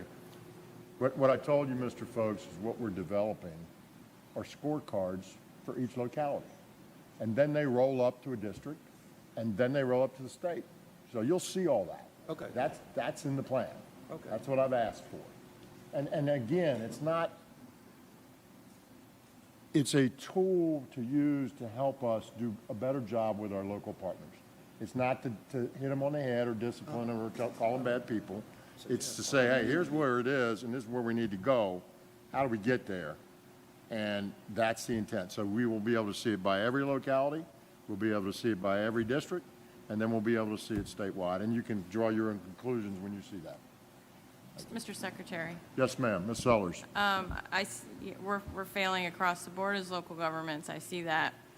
But I also hear that we're comparing apples and oranges, that we have different variables that go into this. And have we considered looking at the variables that we use to score these local projects more consistent with how the local governments measure success? Yes. So when we come back in the September, October timeframe, we will start talking about that because the items that we use to judge VDOT on may not be what is the best to look at our localities with. So yes, we are looking at that. Because that gap suggests that there's something in our variables or there's something in our measuring tool Yes. that we are consistently failing. I mean, they are consistent across what they're doing, so they aren't changing. So I'm glad to hear we're looking at that. Mr. Secretary, So that ends my presentation. Ms. I'm sorry. Hines. it's a clarifying question, really, based on the response. So are there any projects in this locality line that are 100% funded by the locality or, say, a regional entity? These all have state money in them? Yes. Yes, ma'am. Okay, great. Thanks. I just want to be sure. So And you that- know, we can probably, to your point, I think we should do this, Mr. Commissioner, unless you tell me otherwise later. You know, as you talked about RSTP and TAP or, you know, whatever the programs are, we can probably separate each of those by locality, then by district, by state, roll all that up. But then you could look at programs, to your point, across the locality, across the district, across the state, by type of program. So we can parse this data differently, and we'll do that to see if there's something that pops out. It's sort of like what we're doing in Smart Scale. what's popping out of here that we can say, oh, okay, there it is, and go after it. So I think we can do that. We should be able to do that. Are some of those funding lines mixed? What I'd say is that, yes, we can parse out program areas and projects associated with revenue sharing, if that's in the TAP Well, whatever program they and the are, performance, certainly the funding program. One point I'd like to make, and certainly for those that are much more watching this video, I think for the localities are performing fairly well. So we have just a handful of what I keep saying is that are not. That I've used the term bad actors, but last year it was 12. It is 12 out of, 140 localities that are doing work in us. So we have great partnership today. So the question would be, and listen, we're not going to do all this today. No. The question would be, if you took the 12s out, what's the data look like? That it would be up in the 70s to 80s time. It would be mirroring. For the outliers. So those 12 are the outliers. So certainly, that's as we improve those. That's why we have performance, individual scorecards. We'll see something different. But they serve a very important role in the delivery of a program. We're going the same place you're going, right? It's the same, absolutely. It's how deep we get, but I think what you'll see, to the commissioner's point, is there's some folks that could use some help, to Mr. Stan's point. Thank you. Thank you very much. Next item. Yes, sir. Next item on the agenda is the I-64 Denby Boulevard Interchange Project. Mr. Hall, welcome. Yeah, thanks for rolling up here. You're welcome, Mr. Secretary. Good morning, Mr. How was Secretary. How was the gap this morning? It was good once I got out of my district. Perfect. If only you knew somebody to work We had with. that taken care of in record time. Thank you, sir.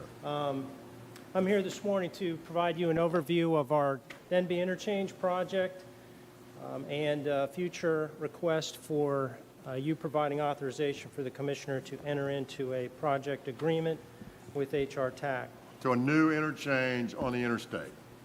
Yes, sir. A little background on this project. The areas between the Jefferson Interchange on I-64 and Fort Eustis Boulevard, this is in the York County area, Newport News area, has been a growing safety concern for a number of years. We've worked diligently with the City of Newport News and our Federal Highway Administration partners, completed a interchange justification report, and found that an additional interchange at the Denby Boulevard overpass area is warranted and would significantly reduce safety and congestion concerns in this area. From that, we developed a two-phased approach to this project. Phase one will address the westbound movements, so the westbound exit and entrance onto I-64 will be part of phase one. And then phase two will follow on and will address the eastbound movements on I-64, both entry and exit. So 2 phases, full interchange constructed. There's a little bit of estimate and specifics on the estimate and schedule for phase one. This is the most urgent need, if you will. $73 million estimate there, roughly. This phase is funded through the Priority Transportation Fund and Smart Scale Round 4, and we are scheduled to begin procurement this next fall of 2024, with a completion in winter of 2029. The bottom right-hand corner there shows just the concept sketch of the interchange, tight diamond. One of the complexities of this interchange on phase two, which is the phase of this project that is funded by HR TAC, is some of the issues we're going to have dealing with the railroad, which runs parallel to the interstate and pretty close in. So hence the additional raised cost on the phase two portion of this project. In phase two, we will procured this as a design bid build, so a little bit of uniqueness on this project. The first phase will be a design build, a little less complex. We can deliver a little quicker and get those improvements in place quicker. The second phase will be design bid build, a lot higher risk in this portion of the project with, as I said, with the issues and things we're going to have to deal with the railroad, specifically elevated roadway, some unique design challenges there. That right now is scheduled for advertisement in the winter of 2029, but we're going to be starting design on that project here by the end of this year, first part of next year. Stay there a second. Mr. Davis, the HR TAC funding in that line of $188 million, which is where all this money is coming from, is the regional body in Hampton Roads that collects these statewide fuel taxes. There's 3 of them. One's in Richmond, one's in Northern Virginia, and one is in Hampton Roads. And so they collect the state collects the money locally and then sends it back to them. That's what funds this. So HR TAC, Richmond has one, Northern Virginia has one. You'll see that throughout presentations. Go ahead, sir. So as Secretary mentioned, HR TAC has approved in their transportation funding plan the necessary funding for Phase 2, and they have authorized their chair to enter into the standard project agreement with VDOT. So in the September meeting, we will be asking for your concurrence to allow the commissioner to enter into the standard project agreement with HR TAC for Phase 2 of this project. Sir, that's all I have.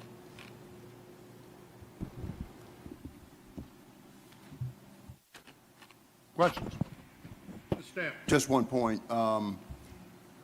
Originally, I think we were just intending to do Phase 1, and then FHWA came back and says, we want the entire interchange done. So that's FHWA's responsible, or the responsible party for insisting on Phase 2 of this project, as I understand it. That is correct. There was a lot of effort that went into that planning document with FHWA, as Mr. Stant mentioned. They do not allow for partial interchanges. So we figured out a way with our funding partner there in the region to fund the second part of that interchange. So as we have now, we have a plan. So basically, it was a money issue, and they said they didn't care. You're not getting a partial interchange. That's right. It's all or nothing. That's where we are. Secretary. Yes, Mr. Kasparitz. Mr. Hall, thank you. Your first bullet starts with VDOT identified safety concerns at this interchange. I'm guessing that that was something that happened in 2016, 17, given that you have round 4 funding, 18? Well before that. Well before that. Yes. So that led to a round 4 allocation to take on the first phase, and that first phase is scheduled for completion in winter of 29. So an extended period of time between VDOT's recognition of safety concerns and issues to the completion of the project. And this is a question that we're dealing with as we consider smart scale. What interim steps, if any, and I ask, is there an interim safety plan when that type of situation develops? You've got an identified safety concern on the part of your organization. You've got a pathway to making that safer, but you've got, in this case, perhaps 10 years or more between the initiation of that discussion on safety concern and the completion of the project. What do you do as an interim step to say, well, in the time between the identification and the completion? Mr. Bridge is going to answer that. Well, I'll let Mr. Hall start, and I think I can go back to the date that, because as a consultant in my previous life, I looked at this both of these interchanges from a safety perspective, but go ahead. So we're talking big picture here. We're not talking this project. We're not talking the district. We're talking VDOT. So I'll take it then.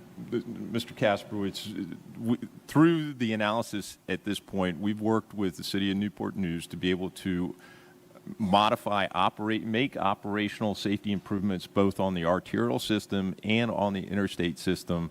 We've deployed more safety service patrol in that corridor. We've reset the signal timings. We're working on allowing the city to piggyback off of our controller purchases and our software upgrades so that we have a homogeneous signal system network that ties into ours. So if we have an issue on the interstate, then City of Newport News can adjust its signal timing, and if they have an issue on theirs, there's a relay mechanism back to the district to be able to provide variable message signs and real-time information to the motorists. And Mr. Hall, if you want to answer. And let me say this. The whole safety thing, Mr. Kasperwitz, is is an interesting beast, right? Because I'm not sure if there's anything that's 100% safe. So it's a continuum, right? And it's like, what level are you trying to get to, and what level can you fund to? And so it does, and obviously it doesn't happen tomorrow, right?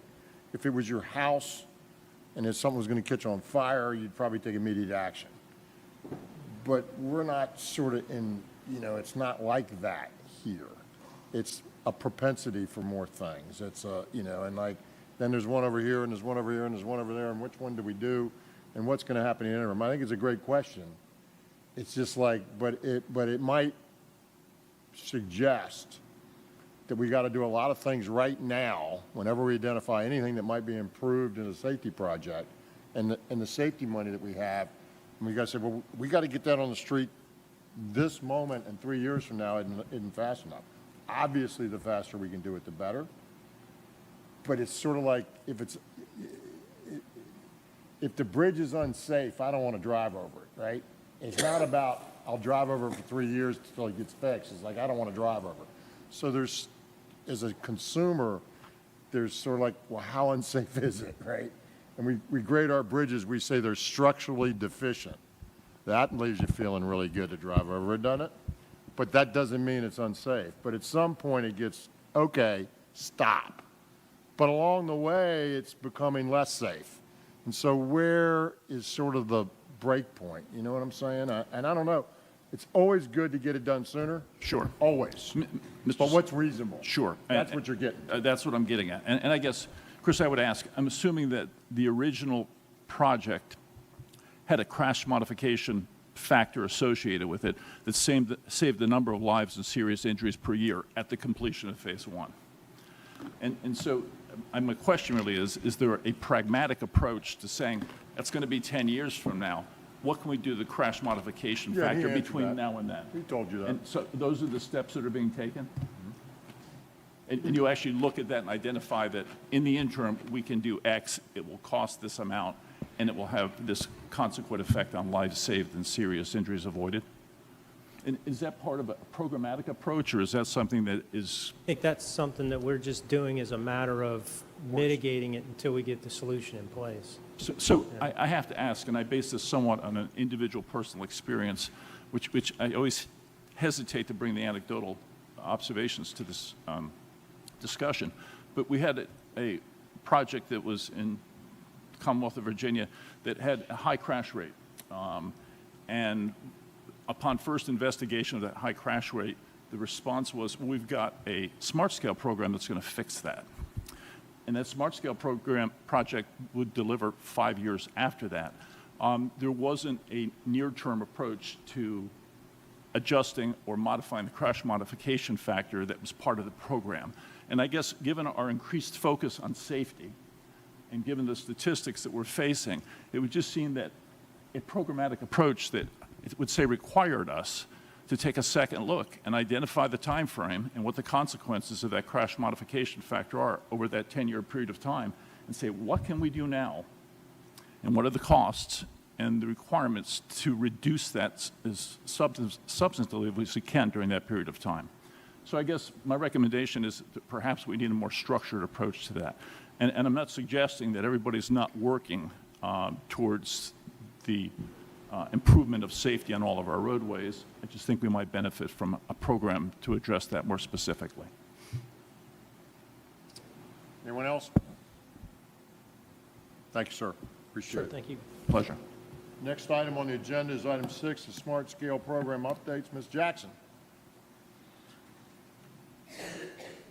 And Mr. Chang. So agenda for this presentation is as follows. We'll continue our process bias analysis. Brooke will then go over scoring and funding modifications, revisit some previous recommendations, and public outreach updates. So you may remember this slide. Back in March, we concluded a survey, and 59% of those responded to this question, do you think the current process is biased in any way? Said yes. There is some kind of bias in the current process. Mr. Chang, can Yes, I sir. stop for a second? So for Mr. Davis's benefit, the survey went to all sorts of people, legislators, elected officials, transportation planning organizations, the county leaderships, the city leaderships, you know, the people that are involved in this. We sent it as widely as I think we should have, or even more, to try to get as much information back. And it was basically, tell us what you think about the program. Okay, go ahead. Thank you. That's exactly right. And the number one cited bias in the free text response portion of this question was urban bias. And it said urban projects are favored over rural projects. So let's dig into this a little bit more. So the Smart Scale program uses what's called typologies, area typologies, to distinguish the diverse needs in each district. This was established by the CTB in 2017. And what we did as part of our analysis is designate A and B as urban and C and D as rural. And the next slide will show you geographically what it looks like for the Commonwealth. So in terms of the color coding, if you look at kind of the salmon color and the purple color, those two areas are urban areas, A and B. The green and blue designated as rural areas. So for the purposes of the color that's not as clear, Hampton Roads is an A, Northern Virginia is an A, Richmond and up through Fredericksburg going up to Northern Virginia is a B, and the Salem Roanoke, the Salem area, Salem Roanoke area out there is a B, and the greens are C's and everything else is a blue, right? That's right. That's exactly right. And it's I think important for us to know that most districts have both urban and rural areas. Now, here's some exceptions. Rural-only districts are Bristol and Lynchburg, and urban-only district is Northern Virginia. Okay? And so what we did, to be clear, is we took different areas of the state and we looked at them in terms of the topologies differently because they had different needs. Correct. Yep, that's exactly right. And I know there's going to be someone who's going to add up the population number and say, whoa, that doesn't equal the census number. That's because some of the areas overlap, urban and rural, and we can't really divide up the counties that way. So there's going to be a little bit of a discrepancy in terms of that number being same as the census data. Okay, so I'm going to give you our high-level findings, and then I'm going to dig deeper into each one of these findings. First, the number of projects submitted. Number of projects submitted and the number of projects funded are fairly evenly distributed between urban and rural areas. In other words, urban and rural areas submit about the same number of projects and get funded about the same number of projects. Now, you see the difference is amount funded, and it kind of makes sense, right? If you look at urban projects, they're typically higher cost, so the amount submitted and funded are higher in the urban areas, so it kind of makes sense. Now, the ratio, if you look at the ratio of submitted and funded amounts, they're similar. So meaning, and I'm going to get into this a little bit later, so if you submit 55% of the funding, you receive about 55%. So the ratio is 1-to-1, et cetera. If you ask for 55% of the dollars, you're getting about 55, is that what you're saying? Shows about the same, exactly right. Now, where you're going to see the difference is in HPP. 83% to HPP. urban. High priority projects. Program, yes. 83% to urban and 17 to rural. Now, what we noticed also in last two rounds, that rural areas are getting more than what submitted. Now, again, I'm going to go over that. And the question that you're asking is, what's the success rate between urban and rural? So if we look at success rate based on number of projects, it's higher for urban. But if we look at based on amount funded, it's about even. So it's a little bit all over the place in terms of our findings, but let me get into a little bit more, okay? So the next slide, this slide shows the number of projects submitted on the left and number of projects funded on the right. So kind of walk with me with the bar charts on the left, bars on the left, right? Dark blue, urban, lighter blue, rural by each round, and then you have the overall at the bottom. So 50-50, 50-50, 46-54. You see kind of an even split in number of projects submitted between urban and rural. Now let's look at number of projects funded by urban and rural. Now you'll see round two, you'll see a little bit of anomaly in that urban had 61% of projects funded over 39% rural. So outside of that, it's fairly even with the overall being 53 to 47. Okay, so let's now look at this DGP, District Grant Program, and HPP, High Priority Program. I mentioned the discrepancy in the HPP, so let's get into that a little bit more. So left side, dollar-funded DGP. So, Ms. Chang, let's, never mind, go ahead. Sorry. Keep going, okay. So on the left side, that's dollar-funded DGP, overall 58% urban, 42 rural. Now, I mentioned the HPP, 83% urban, 17% rural. And you really see a big difference in rounds 2 and 3. All right, let me jump in here because I think everybody's good, but I'm going to help Mr. Davis a little bit. So we've got a certain amount of money in this whole program that goes to each individual district, and it's called the District Grant Program. And they get a certain amount of money, and then inside that district, we decide where to spend it through this process. There's also a statewide program called High Priority Projects, and everybody competes against everybody else for those projects. So a certain amount of money would go to the Richmond district, and only the Richmond district competes for that money. And then there's a certain statewide pot, high priority, and everybody competes for that. And so very different pots of money, and the intricacies and sort of the impacts of them are very different. Go ahead. That's right. Thank you for that. So rounds 2 and 3, there were some big projects. That's not the only explanation, but certainly there were some big projects in rounds 2 and 3 in the urban areas that kind of swung the percentage toward urban. So now let's look at... And let's say this, all that regional money, right, all gets reflected through here too, right? So Hampton Roads, for example, will get the impact of any smart scale money or anything that's going into that big project. You'll see, so sometimes you see big bubbles that could occur with these big projects. And we try to smooth that out a little bit and understand, to some of our earlier points, why is this up like this? And if it's something that makes sense to us, then maybe we don't monkey with the underlying piece.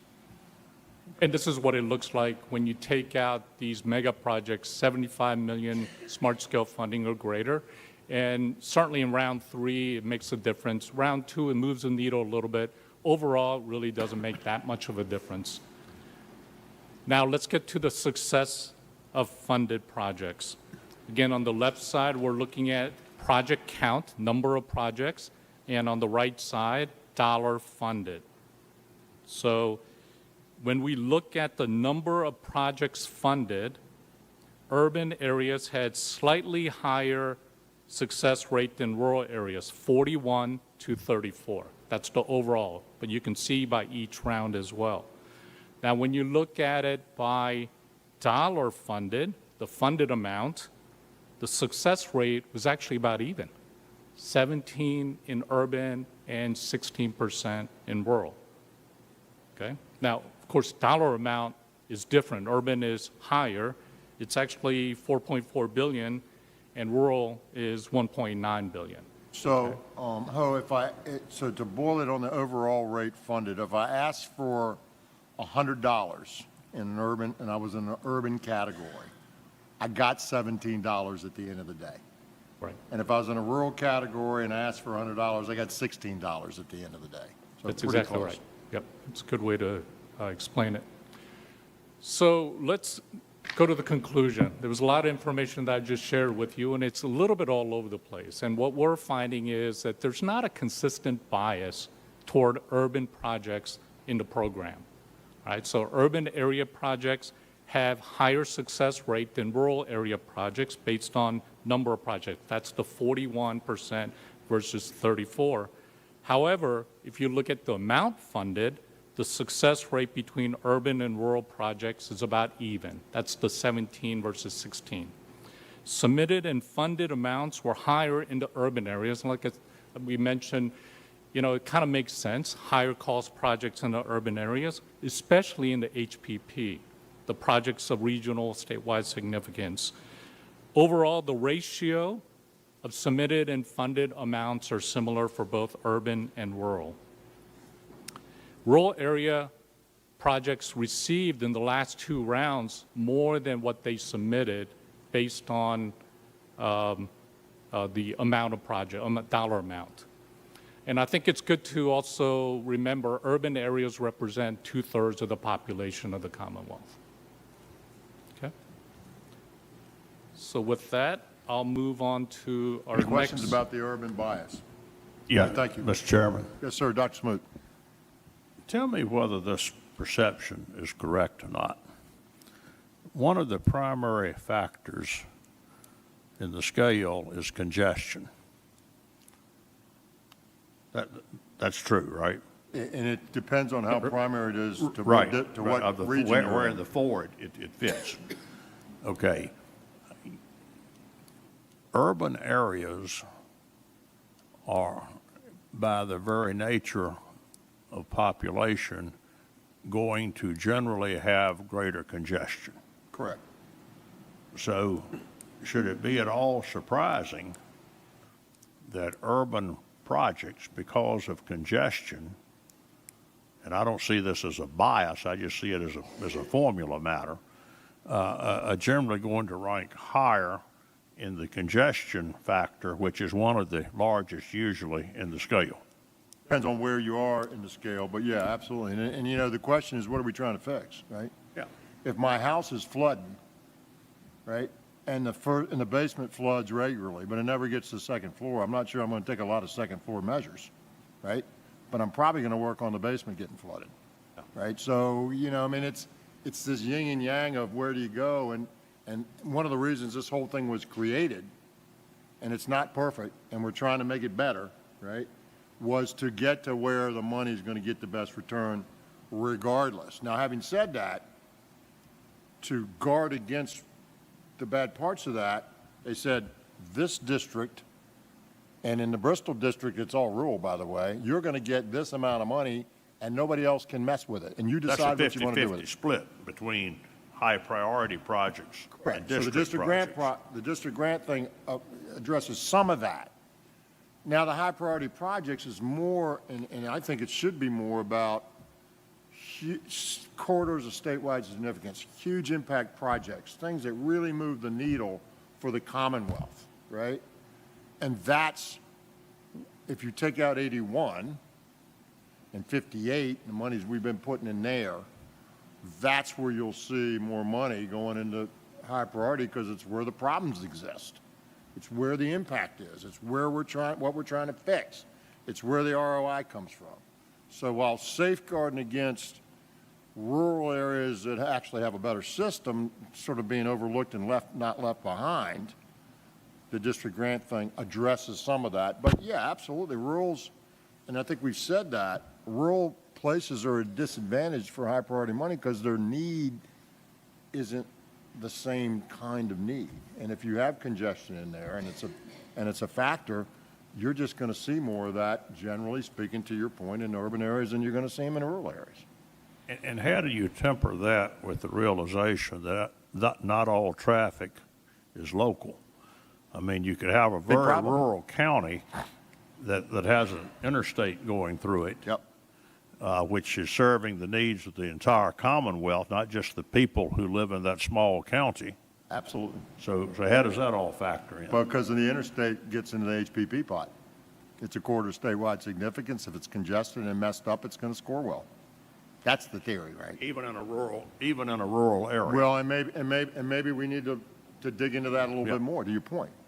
But yes, and so we have that issue. It's not just, I mean, you look at 81, you look at 95, you look at some of these other things, and that sort of gets into the whole toll debate too, right? The whole toll thing, you know where I am on tolls in general, but when you got a lot of use from people out of state and they don't contribute to the road, that's a problem, right? It's a problem.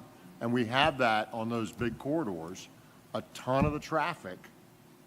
You know, now, do we get some of that? Yes, we get some of that. I don't want to go down this rabbit hole, but we get some of that through allocated gas taxes federally and so forth and so on. But the bottom line is we're not recovering the cost from all those, I'll call them outside users, non-resident users.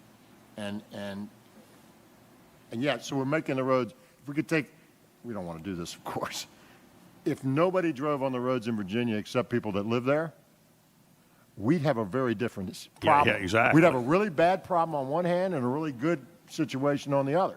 But we don't want that really bad problem, so we're not doing that. But yeah, I mean, yes. The answer is yes, I think. Ms. Chang. Okay, so the next analysis involves leverage projects. And leverage projects are when an applicant applies for smart scale funding and brings other sources of funding to the table, okay? So we asked the question in our survey. The smart scale scoring process positively weighs applications that include committed project funding from other sources. In your opinion, is this a good public policy and an appropriate way to value Commonwealth's investment? 80% said yes. So overwhelming said yes to this policy. Now, to reinforce CTB policy, as stated in the Smart Scale Technical Guide, says applicants are encouraged to identify other sources of funding to reduce the amount of funding being requested via Smart Scale. So it's very consistent with the CTB policy. And what are the perceptions? Well, one, leverage projects are more successful than non-leverage projects. We heard this quite a bit. And kind of secondary to that urban areas, because they have more resources, are likely to have more leverage projects. Therefore, they have more projects that get funding. Okay, so there are two things that we analyze here. High-level findings again, about a third of the funded projects have any kind of leverage funding. However, it represents 55% of the total amount funded. Okay? $3.5 billion in smart scale funding so far has funded over 3 times that amount in the total project cost. That's how much you're leveraging, $11.5 billion. Okay? The success rate of the number of leverage projects and the amount funded were slightly higher than the non-leverage projects. Okay? And the success rate for the number of urban leverage projects was slightly higher also than rural leverage projects. But it's actually flipped. It's lower for amount funded. And again, I have more information to go over with you. This is kind of high level. Mr. Chang, Yes, and sir. the second bullet I think is really important because we talked about, you know, was it, are leverage projects more successful than non-leverage projects, right? And the answer is yes, they are. And we wanted them to be. We designed it to be like that, right? So if we don't want it to be like that, we can undesign it, but there was a reason it was intentional, right? And so we wanted more leverage in our projects, and we did that. And I just wanted to make that clear. That's not something we did not expect. It's something we actually, I believe, drove towards. So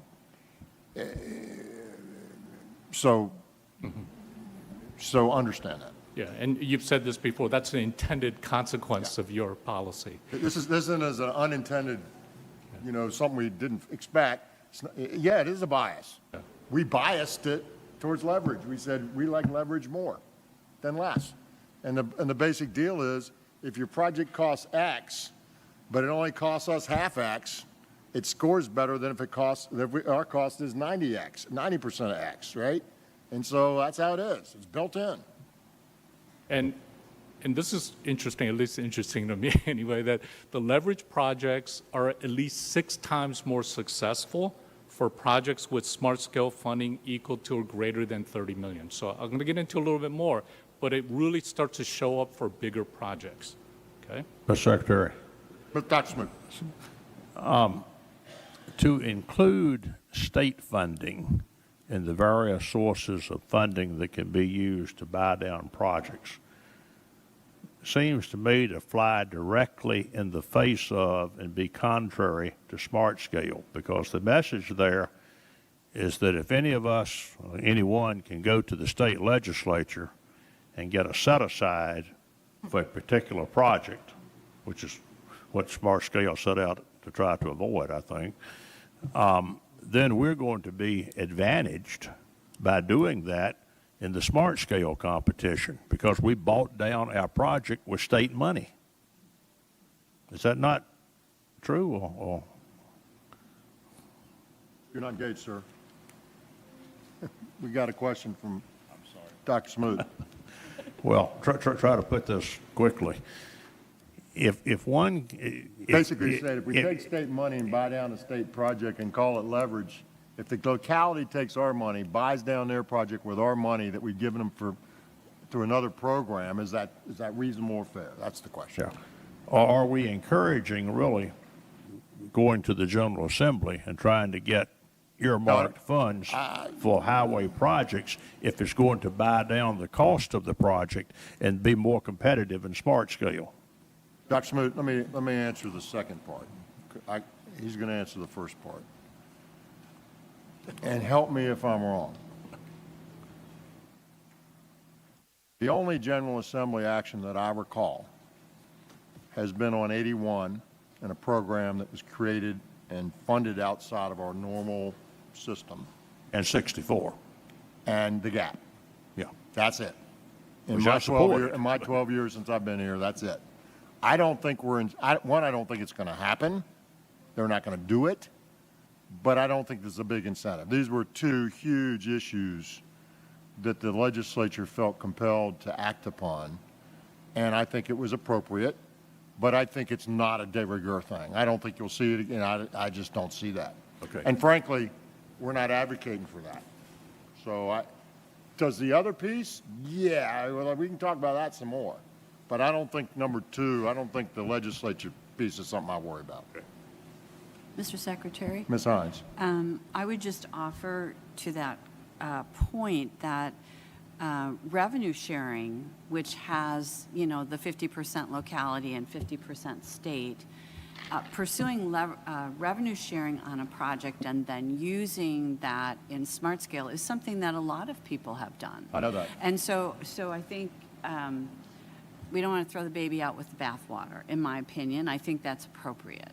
Yeah, I think the question is, should we distinguish between money that we handed somebody and money that they created on their own?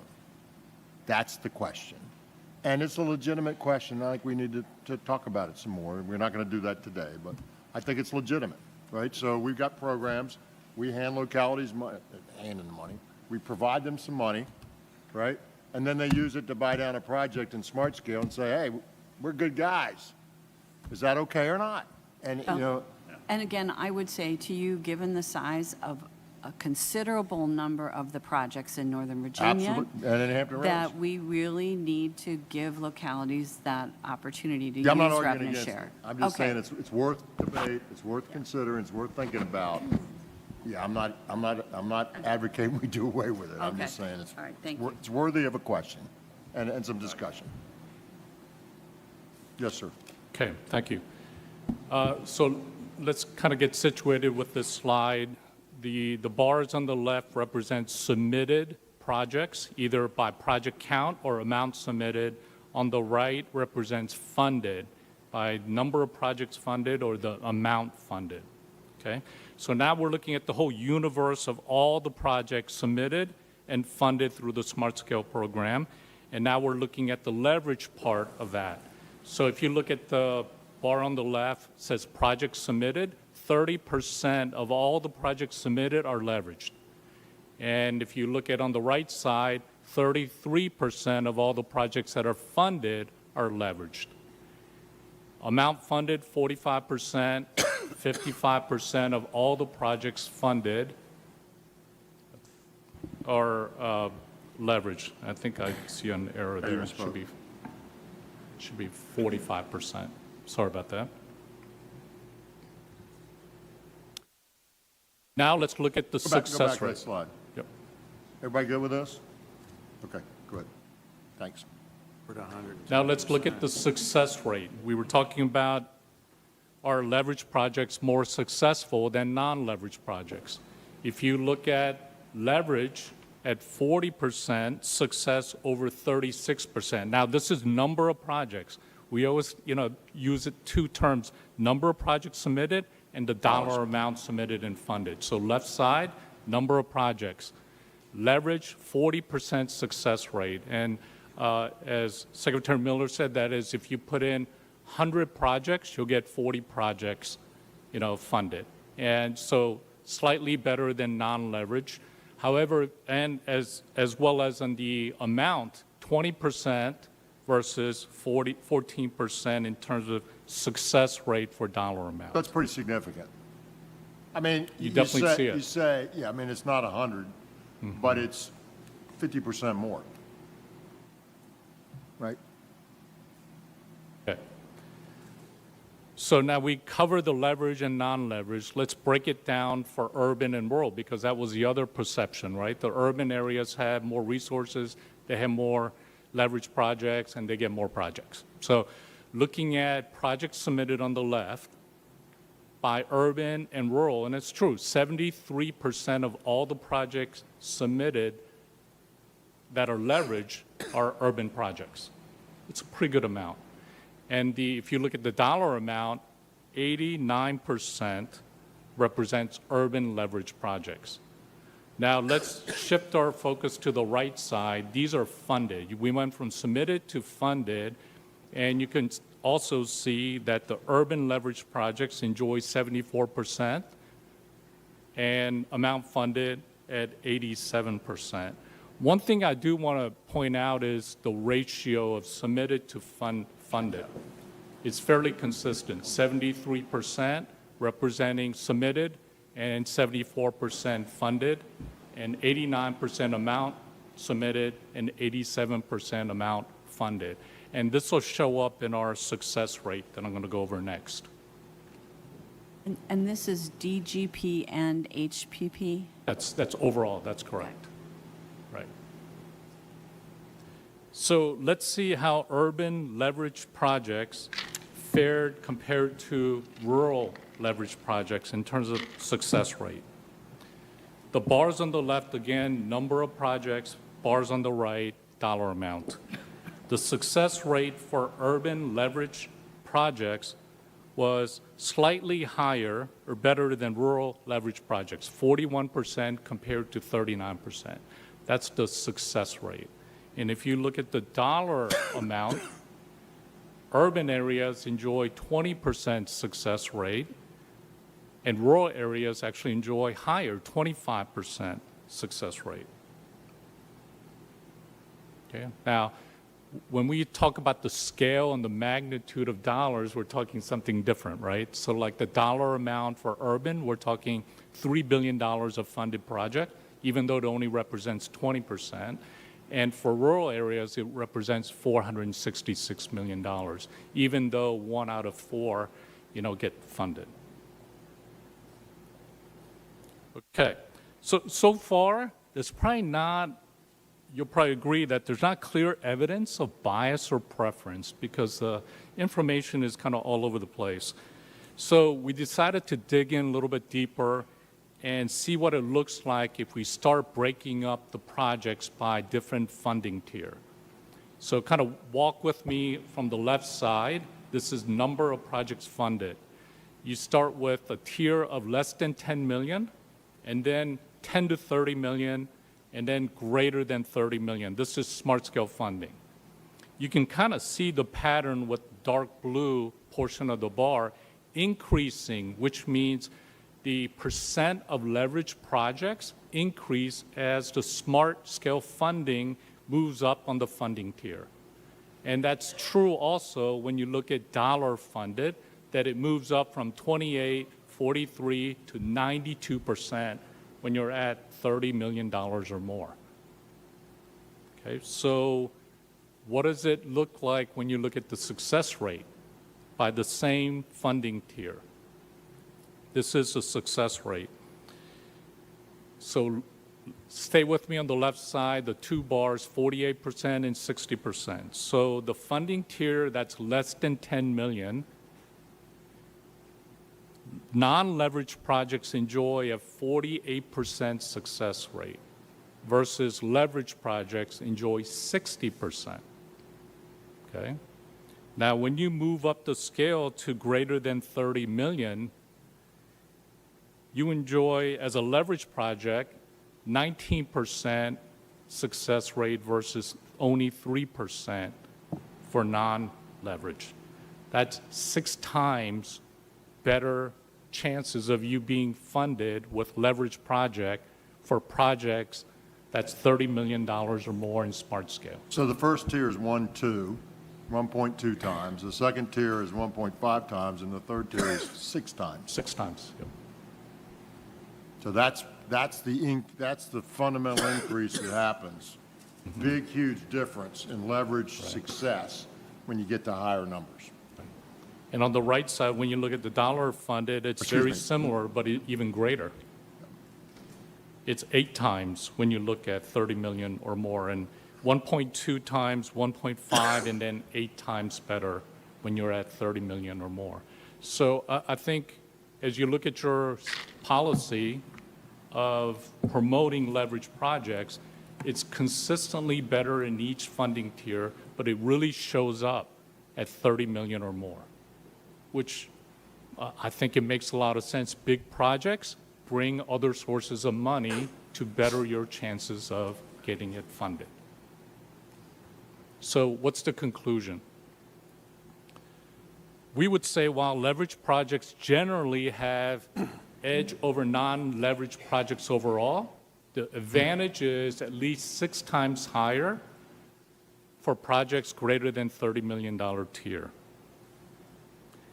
There is not a bias toward urban leverage projects over rural leverage projects. However, urban areas certainly utilize leverage funding more than rural areas. And $3.5 billion of smart scale funding so far has funded $11.5 billion worth of projects because of your leveraging policy. Questions? So I don't think it gets to the point, and we'll look at that, Dr. Smoot. What's the appropriate money that could be used to calculate leverage? Yeah. But notwithstanding that, putting that to the side, it's pretty clear. Yes. Mr. Casper, thank you, Mr. Chang. Yeah, Well done, thank you. Summarizing Mr. Chang's presentation, it appears that, at least at this point, what we've done is working as we intended generally, and that the benefits of leveraging are very clear. So I think that's a great presentation, but the bottom line is pretty simple. This is working. As expected. Great transition. Ms. Jackson, great. From that point, there aren't any recommendations directly related to the presentation material that we just went over because of those points that you just made.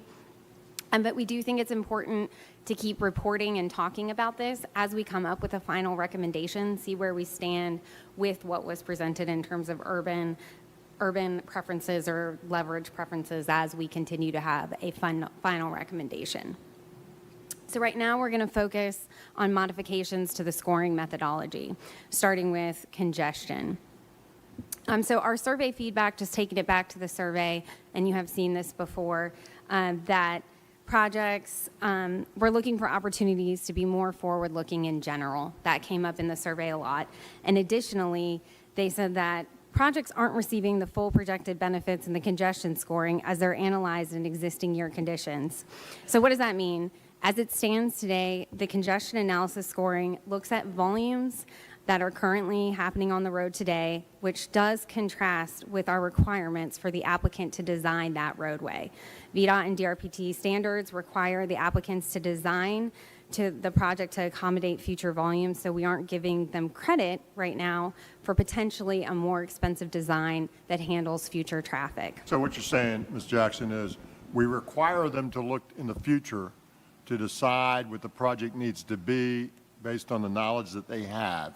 And we require them to submit the project based on that and cost the project based on that, but we don't give them any credit for the stuff that's going to happen that creates that problem in the scoring process. So we hold them accountable on one end and give them no credit on the other. You get no credit for congestion relief if the congestion doesn't exist. But if the congestion is going to exist tomorrow and you know it, and we require you to say it's going to hit tomorrow and design for it to hit and drive the cost for it to hit, but you don't get any congestion relief score. So it doesn't make a hell of a lot, it does not make a heck of a lot of sense, right? On one hand, we say do it. On the other hand, we say don't, and you're held accountable to the cost, but get no value for doing what we asked you to do. And, oh, by the way, we used to do it, and we stopped doing it. That's right. And so one last piece to this, you'll recall at our last meeting when Mr. Brown was still on the board, we talked about the fact that he was able to, working with his district people through our smart scale process, to assign some funding to a program in Goochland.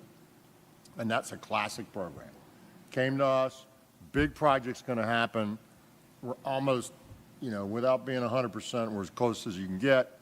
It's going to happen, designed to that, forecast to that. Oh, by the way, there's no congestion, so you get no congestion relief score, and the project doesn't score. It doesn't make any sense. So what he did is he went around the system because we knew better, and he said, no, this is real. There's going to be real congestion. We don't look for it, we should.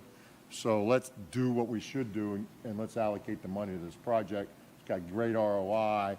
It'll fix a problem that we're going to create, and it makes a lot of sense.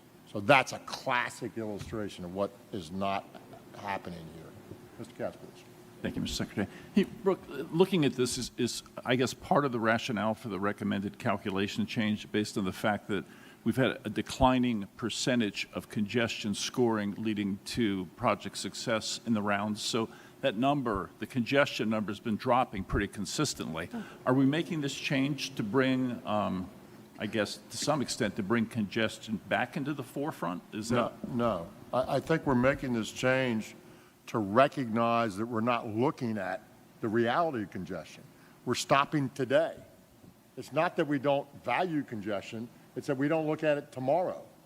We look at it today. If it's congested today, we go, great score. If it's congested 12 hours later, it doesn't look forward, it's zero. That's the problem. Mr. Kaspowitz's point, it will be a positive consequence. What you're saying, Well, it will, but that's not why it we will did be it. a consequence. That's not why we did it. Why we did it. Okay, I just wanted to. Really why we pushed on it, because I'm the one who pushed on it, along with others, is because these kinds of projects wouldn't come out of the system. We got this huge economic development opportunity, and we know we're going to screw the road up. We know it's going to be a mess, and we can't fund it until we create the mess. And then we can fund it. That doesn't make any sense. And so to do that, not only do we we endanger the project from happening, we tell the developer, oh, go away. you don't score well, we're not going to give you money. And so it's just not a good process to grow the system. I'm sorry. Mr. Secretary, my only comment is that when we look at 10 years in the future, there needs to be a good deal of rigor associated with how we make those calculations. No question. Of course. So I just, But understand your rationale. but understand this. We make them look at the future and forecast the fix and put it into the cost. We make them do it on the cost side. We just give them no benefit on the positive side. It's insane. It doesn't make any sense. None. Mr. Secretary. Yeah. Mr. Secretary, the question then becomes, Sorry, what do you Mr. do about congestion now? Are you going to have two categories of congestion? One for congestion now that needs to be fixed now? No. And then one for something 10 years down the road? It's not 10 years. Or whatever it is. Mr. Stant, the point is when we know something's going to occur. I have no problem with Right? that. To plan for a 20-year fix today that ignores it is ridiculous. I agree. And so we're not talking something that's, to Mr. Kasperitz's point, we need some rigor. We're not just going like, well, we think this or we think that. This is serious analysis that's being done, right? And in the cases I'm talking about, as I've gotten involved in these critically important economic development projects in Virginia, because, oh, by the way, the limiting factor often is us, right, in infrastructure. So I've gotten deeply involved in that. This has jumped off the page. It's like, this doesn't make a damn bit of sense, right? And we make them put it in the cost. Think about that. I mean, we don't ignore it altogether. We ignore it on the good side and fully take it into consideration on the bad side. That doesn't make any sense. Mr. Secretary, so are we revising and modernizing the definition of congestion then to not only take into account what we have now, but what's coming? It wasn't, we haven't done anything yet. We're talking about what we're going to do, right? The initial push was not to change the definition of congestion, just to look tomorrow and see if that definition would apply tomorrow. Is it going to get created? No, I understand. I guess my thought is that's a good idea, and I think we ought to do it as opposed to define it as a static thing. And actually, that discipline ought to be applied to all of these elements, because as we've gone through this process, and I'm sure we'll talk more about it tomorrow, I thought I knew what some of these words meant until I learned how they were being defined. Sure, absolutely. And your point is spot on, I think, on congestion. And I think we ought to tear them all apart and define them to something appropriate. Well, we're going to do the very best we can Understand. to get there, absolutely. Mr. Secretary? Ms. Hines, then Mr. Kasper. Brooke, can you remind us what the driving criteria or the factors are behind the calculation on congestion? And We're going to spend a lot of time on Let me do that something here, 'cause tomorrow. I'm the worst at this, right? We're going to keep digging deeper in this as we go through the presentation. And we got a lot of time tomorrow. We're going to dig deeper and even deeper. So I don't want to sort of get ahead of ourselves and try to dig deep into specific places if we're going to come back and. Well, I will just say, Mr. Secretary, that congestion is 45% of the score It'll in be my 45% area. tomorrow when we talk about it. But, so, fine. I will hold my questions, but I am going to want to talk about whether this is only about cars or whether this is about people moving through, because that is a very important question. So I'm just going to lay that on the table. And I'm also going to say that I'm interested in this 10-year look, because guess what? When we fund it out in year 5 and 6, and that's when the money comes, the project doesn't deliver till year 10. And so it makes Perhaps. It may be delivered in year 2. Well, You know what I mean? unlikely where we are these days, Mr. Secretary, but the vast majority of them are taking that long, from the time of submission to completion. What I'm talking about is the problem might get created before the 10 years. I'm not talking about the problem. I'm talking about when the project comes, which is why we should look out. Yeah, but Ms. Hines, not to go down the rabbit hole, we're talking about what do we look out towards in terms of what the impact's going to be, not when the project's going to be delivered. We're only talking about if we know something's going to happen tomorrow, that we don't ignore it today. That's all we're talking about here. Now, how much we put in terms of how we define it, how much we put emphasis on it, where it is, whether it includes this mode or that mode or any of that, is germane, but that's not what this goes to. This merely goes to, do we look past our nose after we've required them to put the cost in? Do we look past our nose and give them the benefit of relieving the congestion that we know is going to get created and that we've made them suffer the cost of in their proposal without giving them any benefit for getting rid of what we've put on them? That doesn't make any sense in my mind. So that's what this is all about. Beyond that, great topic to dig deeper into, and I think we will today and tomorrow. Mr. Kasprowitz. Yeah, I'd just like to take this opportunity to loop this back into a parallel discussion that we have going on regarding VTrans and what I would describe as, I guess, a desire for measurable objectives. A case could be made from looking at the data and the decline in the significance of congestion scores through the first 5 rounds that we're addressing the problem, we're making progress, and there's less demand for it. What we're suggesting here would perhaps indicate that we need to take a different approach to it, but I think it'd be helpful in the context of all of these conversations as we think about the measurable objectives in VTrans to understand what's happening over the course of 5 rounds from a standpoint of hours of delay per VMT or hours of delay per GDP. It would be nice to have guiding information to help us as we look at this. I'm with you, but you're way too deep in the congestion score. We're not talking about the congestion score. We're merely talking about, do you look forward as it relates to the vision or not? Not how you measure it, not what's defined, not how it intersects with VTrans. Those are all excellent points, and I agree with them. But this slide and what we're talking about right here is, do we look past our nose to tomorrow, or do we ignore what's we know is going to happen or not? That's what this is about. All the other stuff, germane, we'll get down into that, but that's what this is about. Ms. Jackson. Okay. I'm not even sure if I need to cover anything else on this slide. I'd probably move on. One item Next I slide. will okay. And lunch will be at noon. All right. So this slide is here to show you some examples of where this change could produce positive results. The projects in this table had congestion scores of 0 in the round 5 analysis due to not having existing condition problems. And the top project that is up there is the project that the Secretary was just discussing. But even though they had a 0 score in round 5, these projects do have predicted major developments, projects, future growth that require transportation projects to accommodate them. That top project, Goochland, in Goochland County, was an interchange project that is needed to accommodate a major project for the area. The rank, considering the new volumes in there, had went from an 85th or 88th in rank to 5th in rank. So it moved up in congestion score significantly when we were able to accommodate the volumes. There wasn't a problem in the existing. This is mostly in these bigger highway projects that you'll be able to capture the change from a no issue to an issue.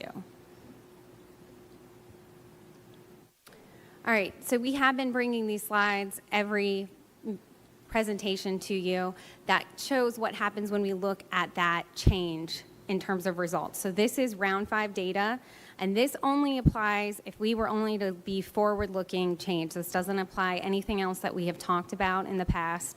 We're going to start layering on more of that tomorrow and give you more information all grouped together, but I think it's important to see the singular results by themselves. So nothing else was applied. On this own, the change doesn't have a staggering impact regarding the shift in principal improvement types or any major changes in urban rural areas and area types, but it does have positive impacts on large highway projects, substantial impacts. It did change up the mix of projects within individual area types. So no area type had one project going from area A to area B. So this was mostly the change we saw happening in area type A. Some projects shifted from bike and ped principal improvement type to highway improvement type.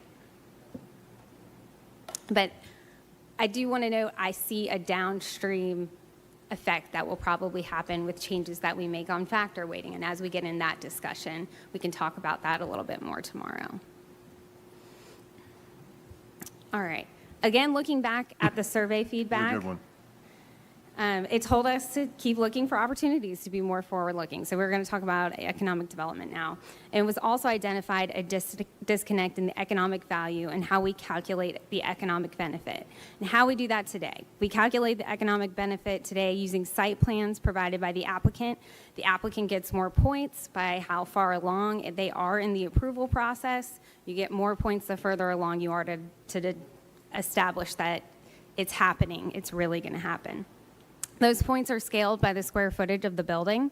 And this brings up, is square footage the best indicator of how we value economic development and what is bringing to the table?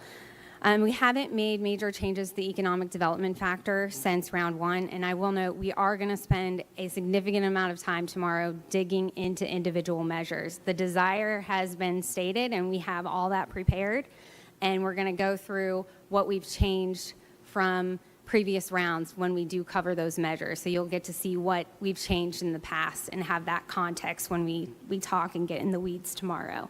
But the goal here is that we engage VEDP as a partner in this to develop a more forward-looking methodology, which will be brought back to the board in September. So the real disconnect here is between square footage and traffic, or roads, right? And so you build a massive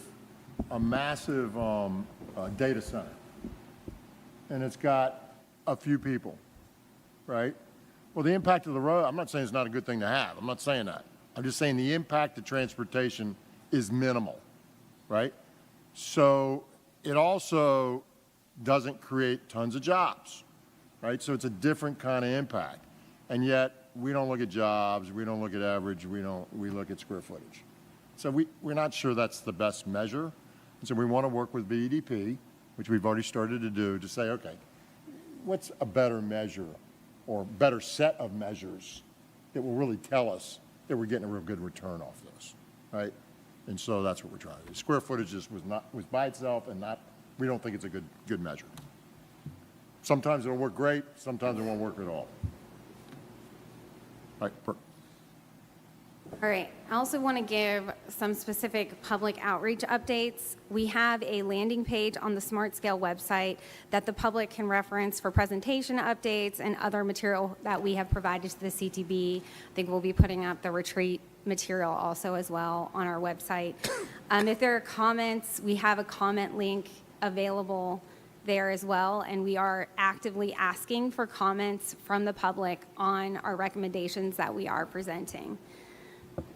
Now, let me say this as well. Tomorrow, we're going to start over a little bit for everybody's benefit, take us through the history a little bit, sort of things we've seen change, review sort of the stuff we talked about last meeting, reviewed today, this meeting, and just try to build one layer on another. And something that Ms. Jackson said that's really important, we look at these factors individually, right? But when you layer them on, you got to be thoughtful about that too. And so one impacts the other.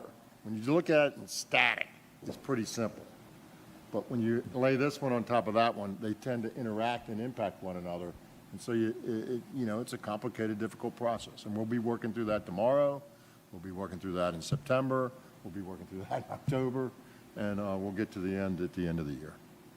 But we'll give some more history, some more just to keep you sort of building one layer on top of the other and get you where you need to go. All right. So our next steps are laid out here. If we all survive tomorrow, there'll be no CTB meeting in August. We all need a break from each other, I think, in August. We like you a lot, Ms. Jackson. We don't want you to go away. I'm going to leave it at that. Yeah, yes.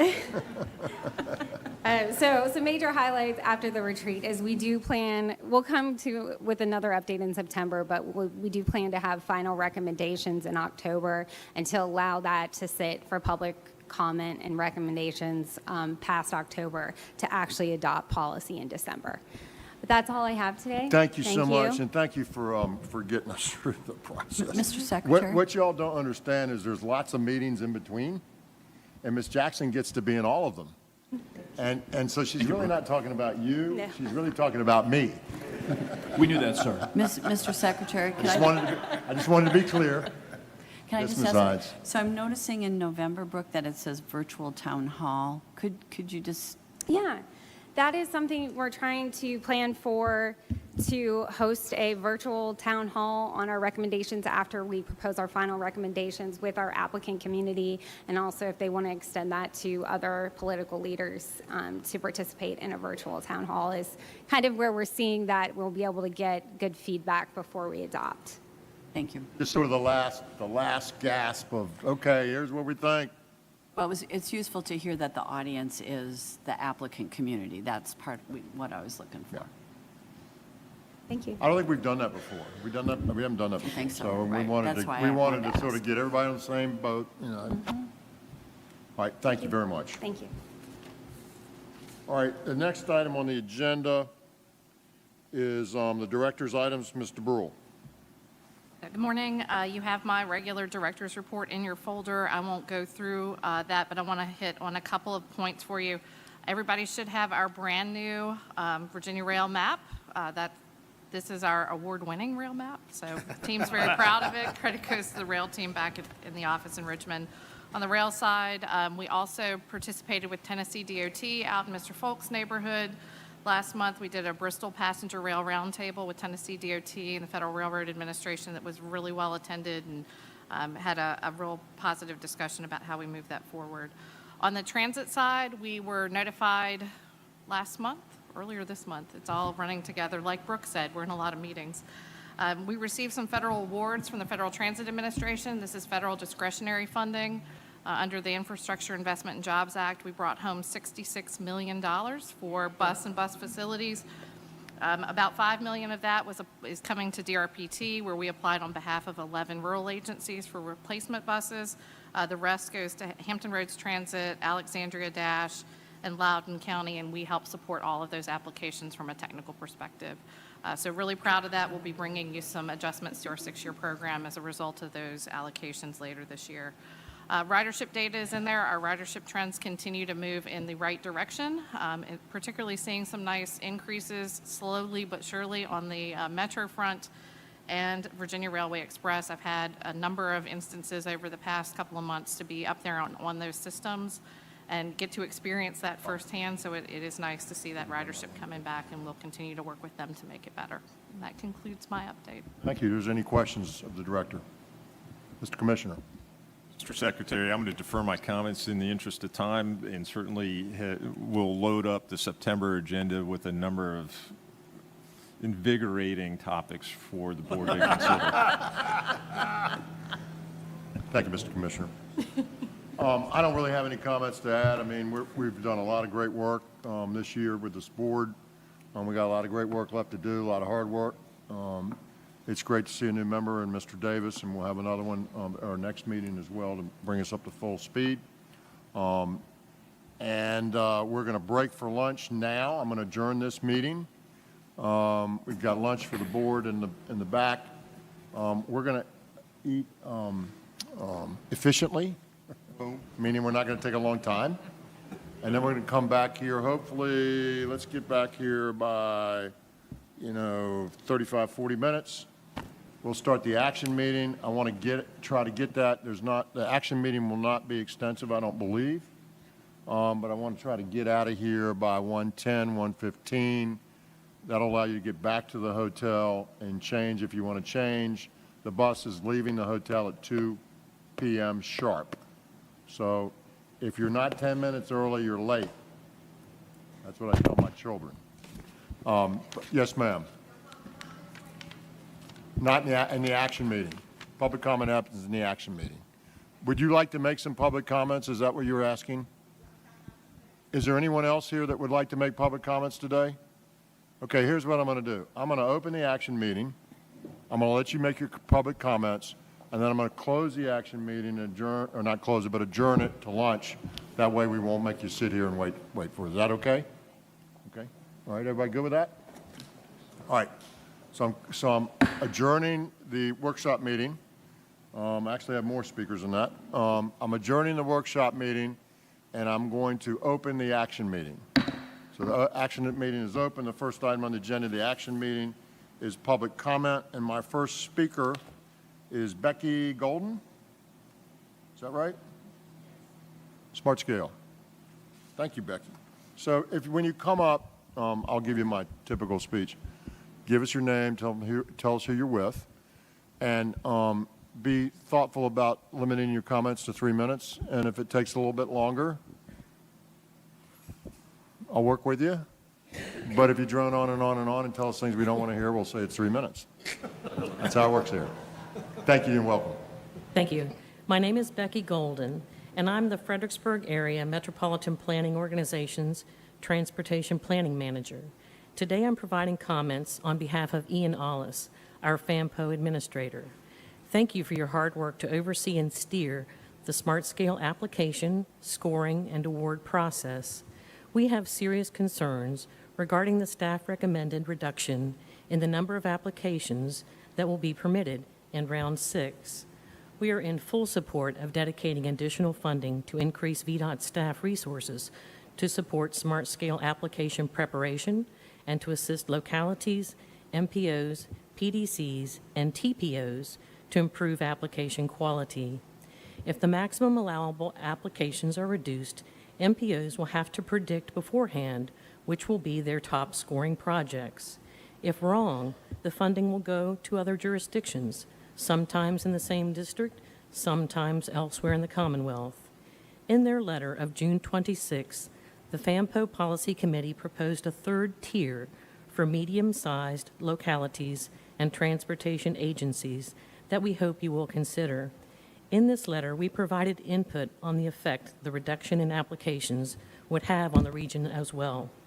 Thank you for listening to us today, and welcome to Fredericksburg and the home of the Fredericksburg Nationals. Thank you so much, and we've received your letter, and we are thoughtfully processing it. I'm going to recognize a couple members, elected officials that are here that asked to speak today, and recognize their service and call them up. Ms. Bomke, is she here? I haven't seen, oh, there she is. Welcome. Nice to see you again. Stafford. And thank you Yes, for thank you, ma'am. organizing your schedule, and I know lunch is coming soon, so really appreciate that. Thank you, Secretary. This is much more important than lunch. Well, anyway, I, as an elected official, love public comment when I get public comment from my constituents, so I really appreciate you all having this meeting here and for all the work that you do, and of course, Laura Sellers, who represents us on the CTB. So this coming year, I am going to be the chair of FAMPO for fiscal year 24, and I'm honored to be here on their behalf today. I want to first start by thanking Marcy Parker and her VDOT staff for all the efforts that they do for us in working in our region. We could not be as successful as we are in Stafford County and our region without the help of them, with their sketches, with their graphics, with their analysis, their design, the economic analysis that they do, the fiscal analysis, and the scoring, and really the cost estimating of the projects. So I just want to say that when we're looking at reducing the number of applications, it is going to have a real impact on all of the localities because the work that they do is of paramount importance. I also just want to reiterate what Ms. Golden said. We did send you all the June 26th meeting.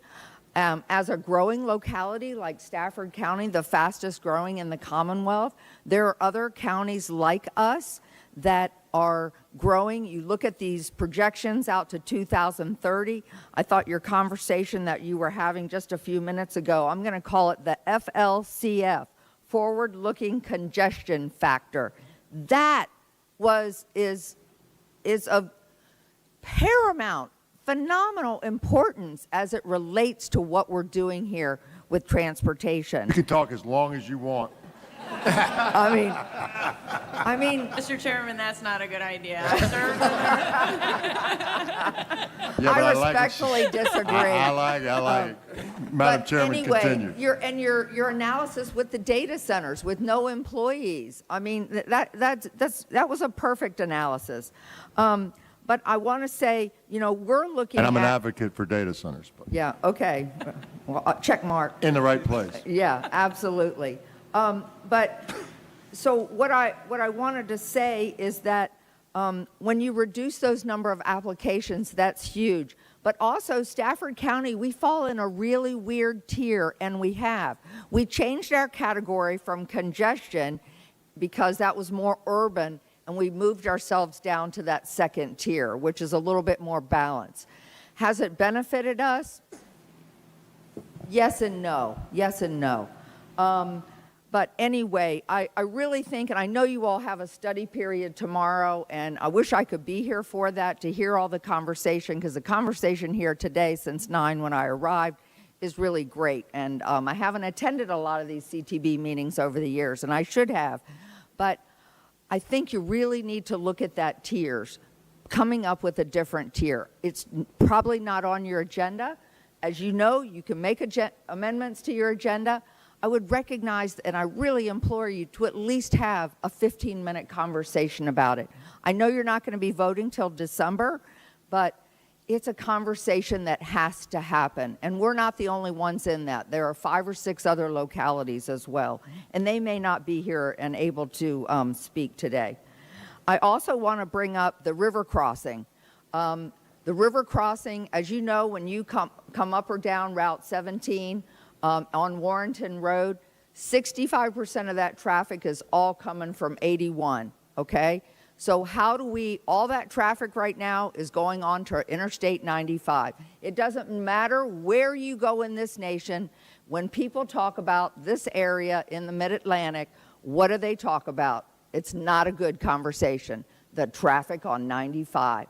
Oh yeah, there's this area, Fredericksburg, and that's where the traffic always stops. I mean, it is amazing how everybody knows about it. So we have done, you all have done, and the state with the new river crossings, huge, huge work. And we're so thankful and so grateful for that.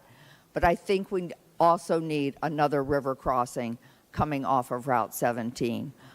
We're studying it at FAMPO. There's a lot of work that has to be done on that yet.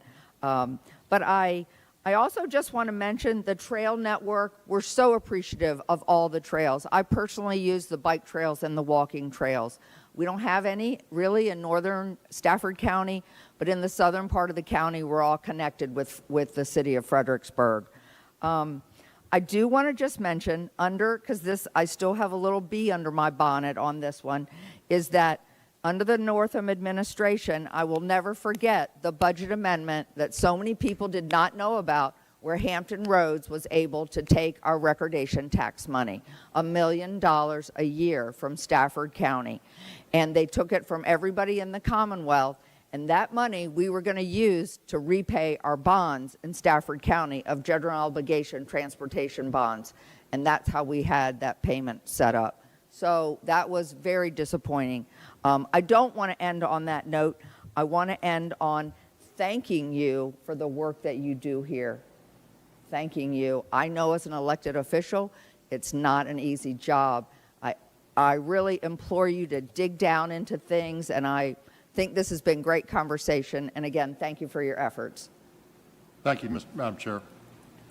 Next is Mr. Jeff Black from the Caroline County Board of Supervisors. Mr. Black.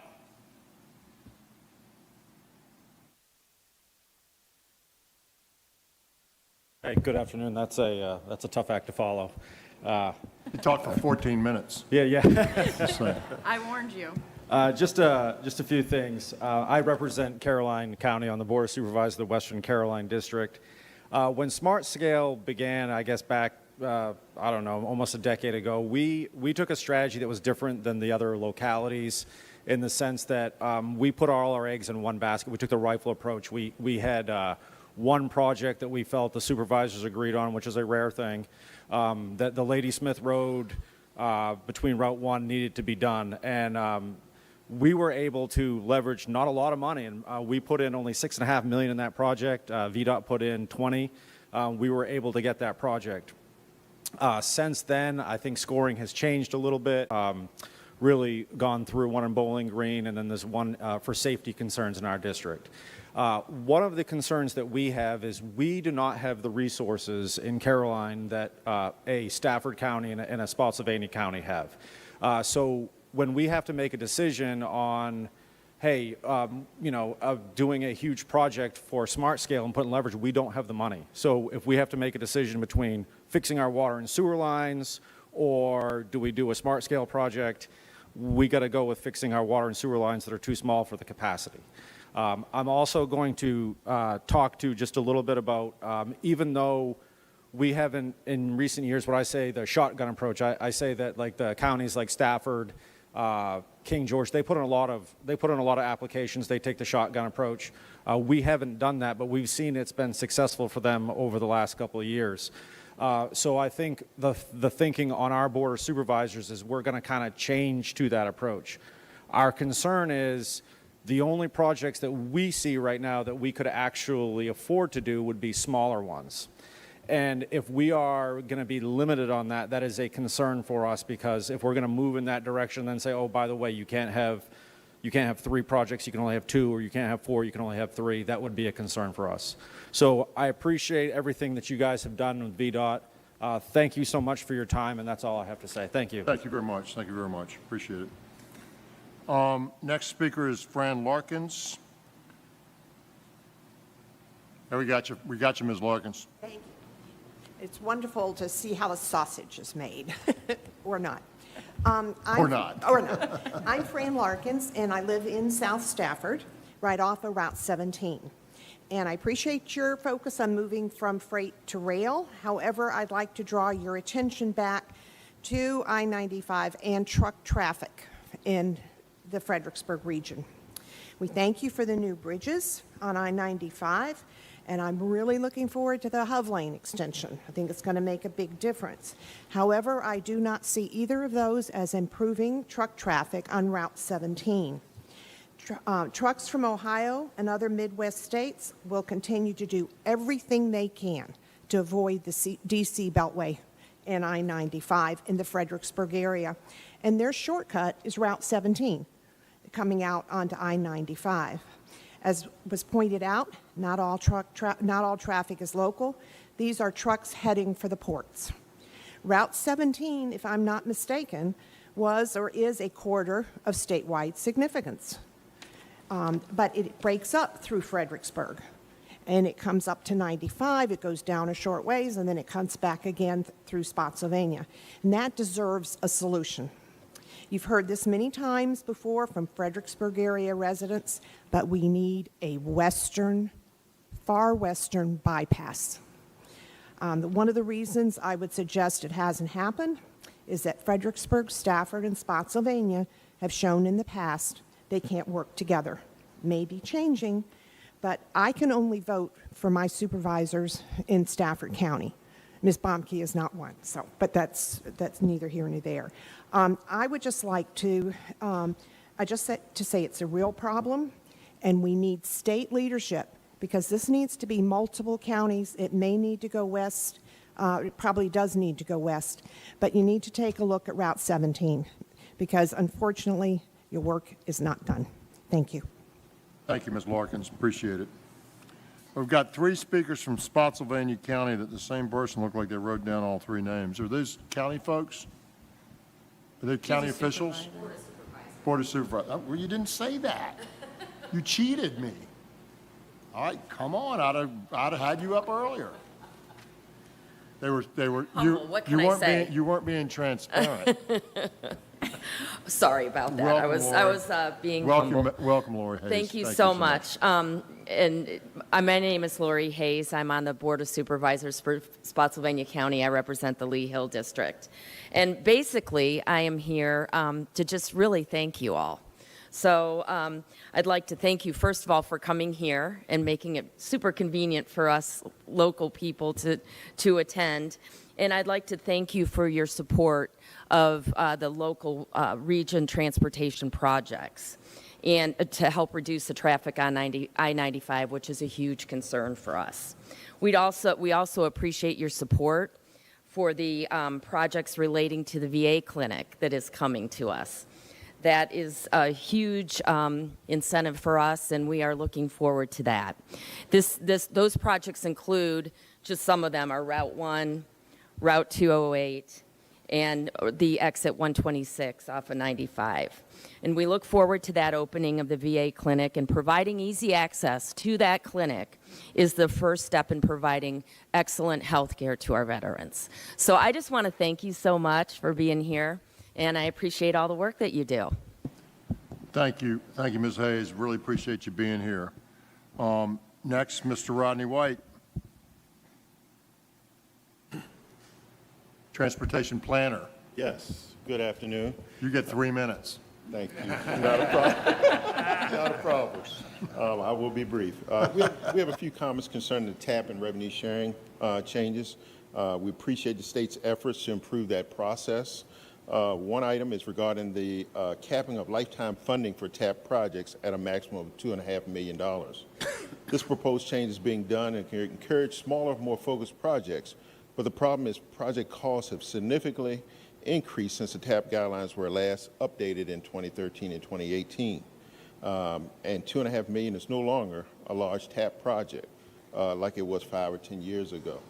In Spotsylvania, we have 2 current TAP projects which are seeking to construct 1/3 of a mile of sidewalk and 1/3 of a mile of shared use path. But projects are currently costing in the range of $3 to $3.5 million. So these projects would not be eligible for full TAP funding under the new guidelines on the agenda for approval today.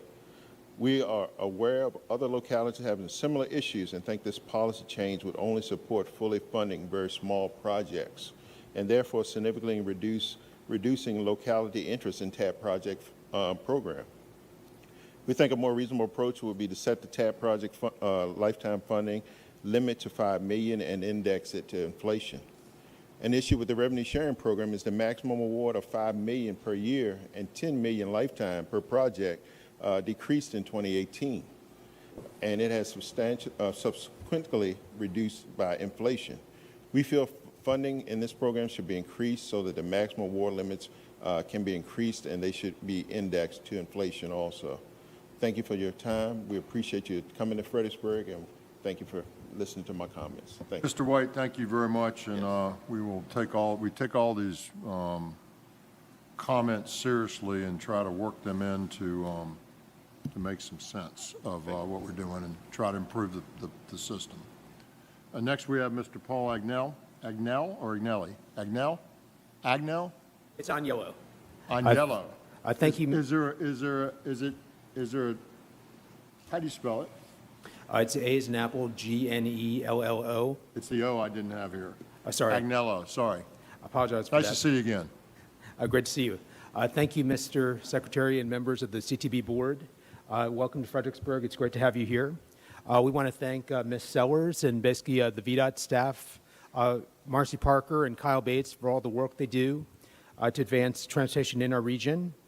I'm going to speak briefly about Smart Scale. We agree with the comments that Stafford and the FAMPO-GWC said earlier. We're concerned about the number of applications being reduced. We appreciate all the work that the state is doing to improve the Smart Scale process, and we agree with a lot of the changes that are being proposed. But the application limit issue is one that concerns us. We think it's not the best approach for 3 reasons. First is basically with regards to the staffing, our understanding is that basically the Richmond offices for the state have plenty of consultant staff to augment their staff for the Smart Scale process, but the district offices do not have that same level of consultant resources. And we think that the solution to address the staffing issue, our understanding is the district staff feel that the number of applications should be reduced because they don't have the staff to deal with it, is to basically provide more consultant resources to the district offices. Number 2, the Smart Scale funding is increasing. basically went up significantly in round 5 versus round 4. We think because of that, it would make sense to at least keep the number of applications the same and not reduce them, maybe even increase them if the funding goes up. And then third, basically, the state has a robust project pipeline process, which is producing lots of great studies statewide. I'll say basically in our county, basically there were 2 in round 5, and there are 3 being done for round 6. And each one of these is producing 10 to 20 high-quality smart-scale candidate projects. And basically in round 5, we submitted 2 of them for smart-scale, and they were both funded. I'll say basically the number of ones we have not submitted from round 5 is about 23, and then we're expecting about 40 to come about basically with the round 6 basically project pipeline studies. As a result of that, we estimate it would take 21 or 32 cycles of smart scale to fully fund all the pipeline study projects if we only get 2 or 3 applications per cycle. Currently, we get 4. And this would take 42 or 64 years. We don't think that this makes a lot of sense given just the state's investment in the pipeline study program. And we hope that you will consider just maybe ways to enable localities to have more applications. And we look forward to hearing your work and continuing to participate in the public process. Thank you, Mr. Nugent. Thank you very much. Thank you very much for being here. Let me say this, and I'm going to close the public comment period.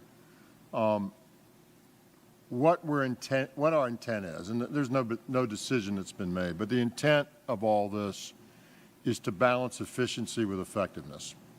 And what we're concerned about is a lot of work that a lot of people do that never produces any real benefit. And it's accelerating and getting more. And so we want to be effective. We also want to be efficient. And the concept of just spending more money on the process by hiring more people to look at more stuff that never happens is something we want to make sure we don't waste anybody's money that's in this room. And so it's a balance like everything else.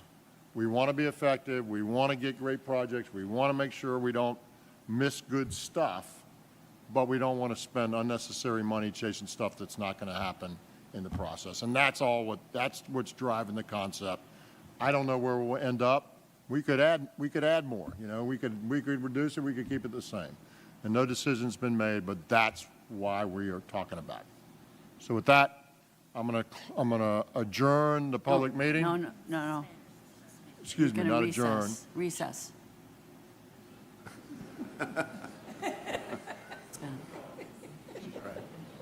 Sorry. Want to take a vote? Everybody done now?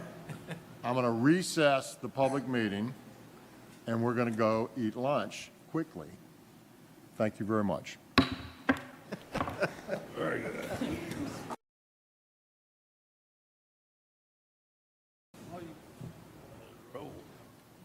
All right, the next item on the agenda is the approval of the minutes.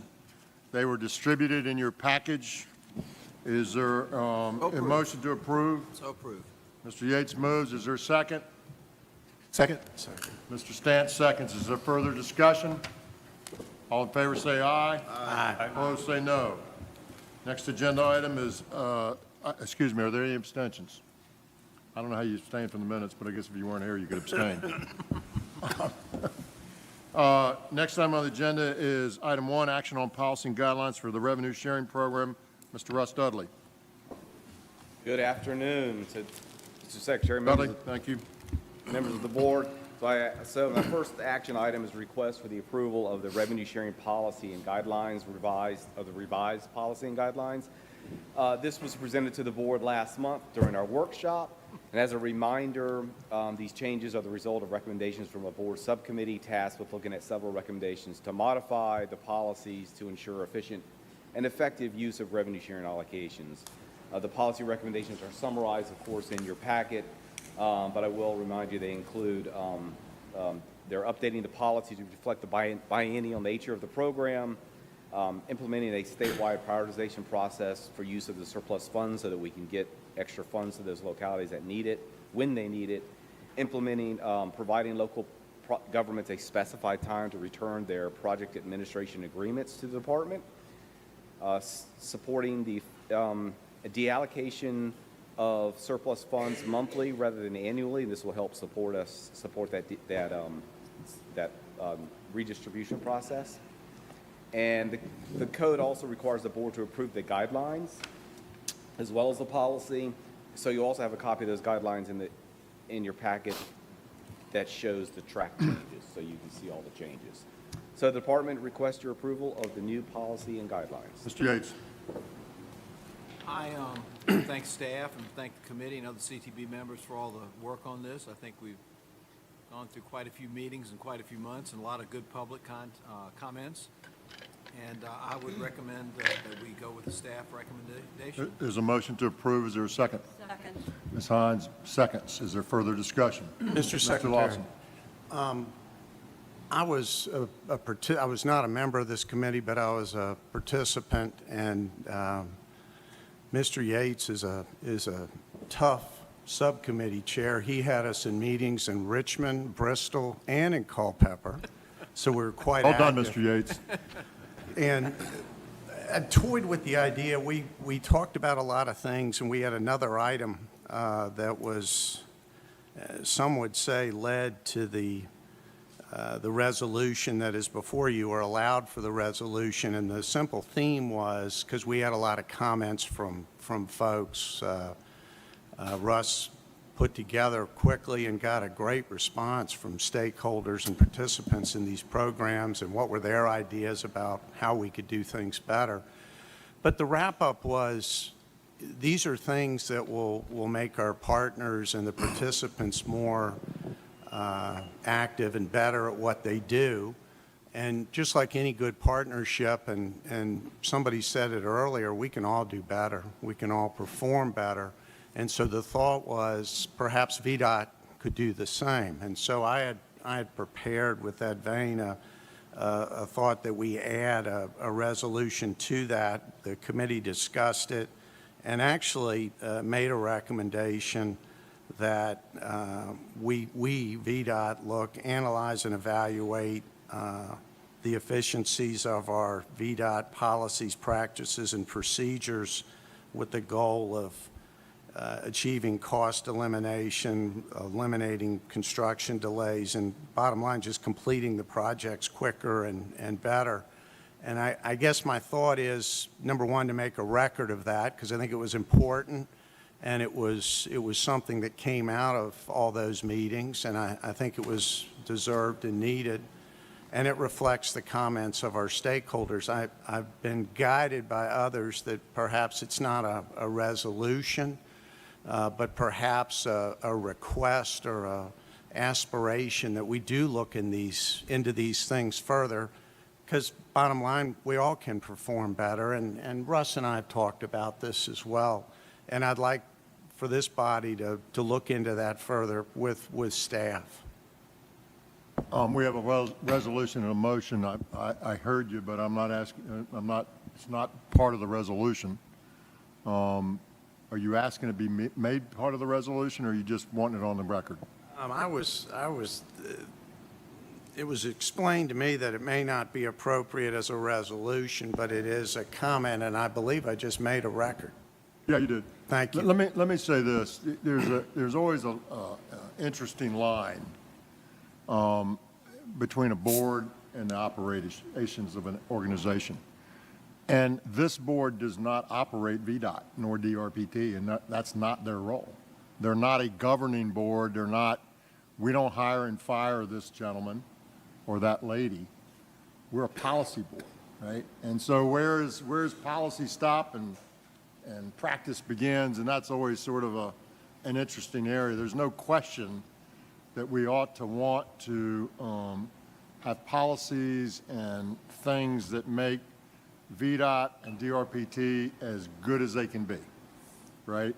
But we will guard against running the organization as opposed to setting policies for the organization. And I think you're on the record, sir, and I agree with you. There's always opportunities, and I think we should pursue them.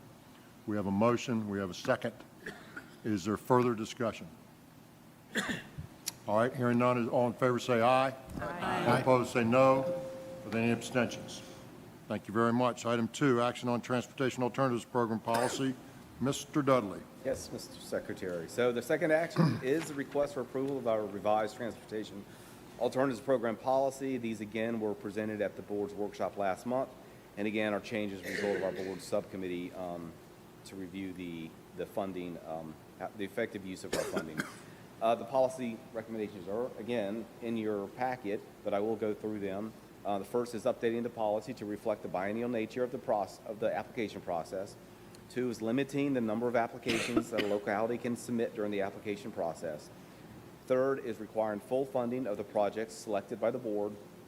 4th is establishing a maximum lifetime limit for transportation alternatives programs for any single project. That lifetime limit is 2.5 in TA funding, which supports a $3,120,000 project because the locals do put in 20% for that. Ensuring available allocations are divided evenly among the board members during application process for project selection, and providing local governments a specified time frame to return their project administration agreements or be subject to deallocation. We request your approval of the policies and resolution. Mr. Yates. Secretary, I request this approval. I note that Ms. Dean is not here today, but that's okay. There's a motion? Second. Mr. Yates, Ms. Hines seconds. Is there further discussion? Mr. Kasperitz. No, I'm just preparing to say aye, sir. Mr. Secretary, Ms. Hines. could I just? I saw you grab the mic. I want to be prepared. Vision still. So I just thought it might be useful for the people who spoke to this particular issue for me to say why I think. I thought about that. Yeah. And I think that's a great idea. Okay. And on both of these, my rationale is somewhat the same. We haven't had a project limit size on TAP before, but part of the shift we're making here with TAP is that we're going to fully fund the projects. And simply put, the amount of money that we have available in any given 2-year cycle probably isn't going to support a project bigger than than 2.5 million plus their contribution of 600,000. And so I think that really gets to, can we get this money out the door? Can we get it in use? Can we move it along? And people can always bring more than their 20% to the table if they so choose. So, and similarly with revenue sharing, it's $100 million a year. If the projects are bigger than 10, we don't, $10 million, we really don't get a nice range of projects for people across the Commonwealth. So let me say this. We have a motion and a second, and I'll say one thing and call for the vote. All these things that we look at and all these changes we made, we had four long meetings. There was lots of involvement. Mr. Lawson came and got involved even though he didn't have to, and put his 2 cents in and tried to make the thing better. That's all any of us are trying to do. And listen, we can have disagreements of what that is or what it isn't, but I know where everybody is here in terms of why they're here and what they're trying to accomplish. And so if we do something like this, and we do it with our best judgment, and we do our homework, and we make a change, and we look back in a couple years and say, yeah, it didn't work the way we thought it was going to work, we can change it. It's not forever. We're doing our very best that we can. We do our homework. We try to take all those considerations in, and then we make a decision. But the good news is if we make a bad decision, which we don't think we're making, we have an opportunity to come back and change it. And frankly, that's what we're doing in this whole smart scale discussion, right? We're just trying to make it better. We're just trying to learn and find out and how to get a better result. And so with that, I'm going to call for the question. We've had a motion. We have a second. All in favor say aye. Aye. All opposed say no. Are there any abstentions? Thank you, Ms. Sellers. Thank you. I was stumbling, thank you. The next item on the agenda is item number 3. Action on the 24 to 29 6-year improvement program transfers for May through June. Ms. Pryor. Thank you, Mr. Secretary. In your packet is a list of transfers from the prior month that require your approval, and a list that is for your information. And these are just the normal monthly transfers I bring every month. I recommend your approval. Are there any questions? So moved. We got a motion, Mr. Kasperitz, Ms. Sellers, seconds. Is there further discussion? All in favor say aye. Aye. Opposed say no. Are there any abstentions? Item 4, action on addition of projects to revised 6-year improvement program for 24 through 29. Ms. Pryor. Thank you. Included in your packet is a list of projects to be added to the fiscal year 24 six-year improvement program that was just adopted last month. You may recall me explaining that there was a slight uplift in the funding available for the State of Good Repair program, and so our districts worked to identify additional VDOT paving projects to add. So a significant number of the projects on the amendment list are additional paving projects we'd like to get out now rather than wait until next year. And I recommend your approval. Is there a motion? So moved. Ms. Sellers moves. Is there a second? Second. Mr. Casper seconds. Is there further discussion? All in favor say aye. Aye. All opposed say no. Are there any abstentions? Thank you, Ms. Pryor. Item number 5, action on authorization of the Commissioner of Highways to enter into an agreement and special use permit for the National Park Service regarding the construction and maintenance of a pedestrian bridge carrying the Appalachian Trail over Virginia State 311. Mr. That was Chair. a lot of words there, Ms. Maxwell. And Mr. Chair, I would just say ditto. On the first item, this is an item I briefed the board on last month. This basically is seeking 2 authorizations, one for the commissioner to enter into an agreement with National Park Service and its basically partners, and the second is authorization for the commissioner to enter into a special use permit with National Park Service, both of which address the construction of a pedestrian bridge that crosses Route 311 and carries the Appalachian Trail over Route 311. Is there a motion to approve?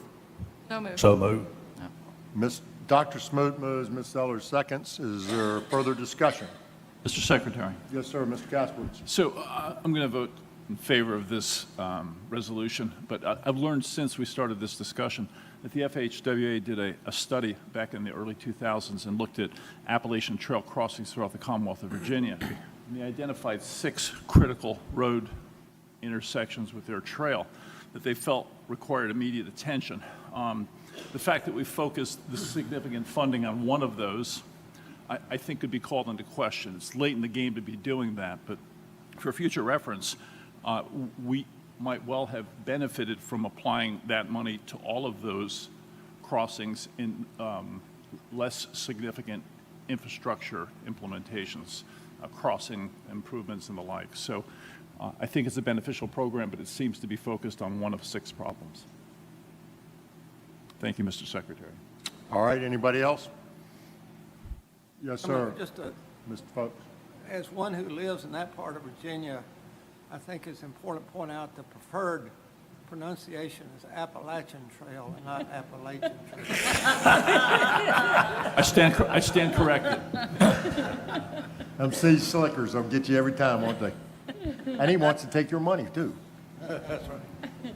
I'm just teasing. We have a motion, we have a second, I think, do we not? Right, that was further discussion. We had Dr. Smoot, Ms. Sellers. We were in further discussion. Anybody else? All right, all in favor say aye. Aye. All opposed say no. Are there any abstentions? Thank you very much. Item 6, action on authorization for Commissioner of Highways to enter into a cooperative agreement with the Federal Highway Administration for a Surface Transportation System Funding Alternatives Program grant. Mr. Chair, this is an item that the Commissioner referenced in his comments last meeting. This basically is an agreement that would authorize, or this item is an action item that would authorize the Commissioner to execute a cooperative agreement with FHWA for funding for an STSFA grant that actually would benefit the Department of Motor Vehicles and help defray the costs of implementing their their mileage-based user fee program. We are simply, VDOT is simply serving as a pass-through of the funds. This is all good news. Is there a motion to approve? So moved. Second. Byers. Ms. Hines seconds. Is there further discussion? Mr. Secretary, could I? Yes, ma'am. Ms. Hines. I feel like what I read in here is that there's an annual report that's going to be provided, the DMV is going to provide to the Federal Highways or something about this program.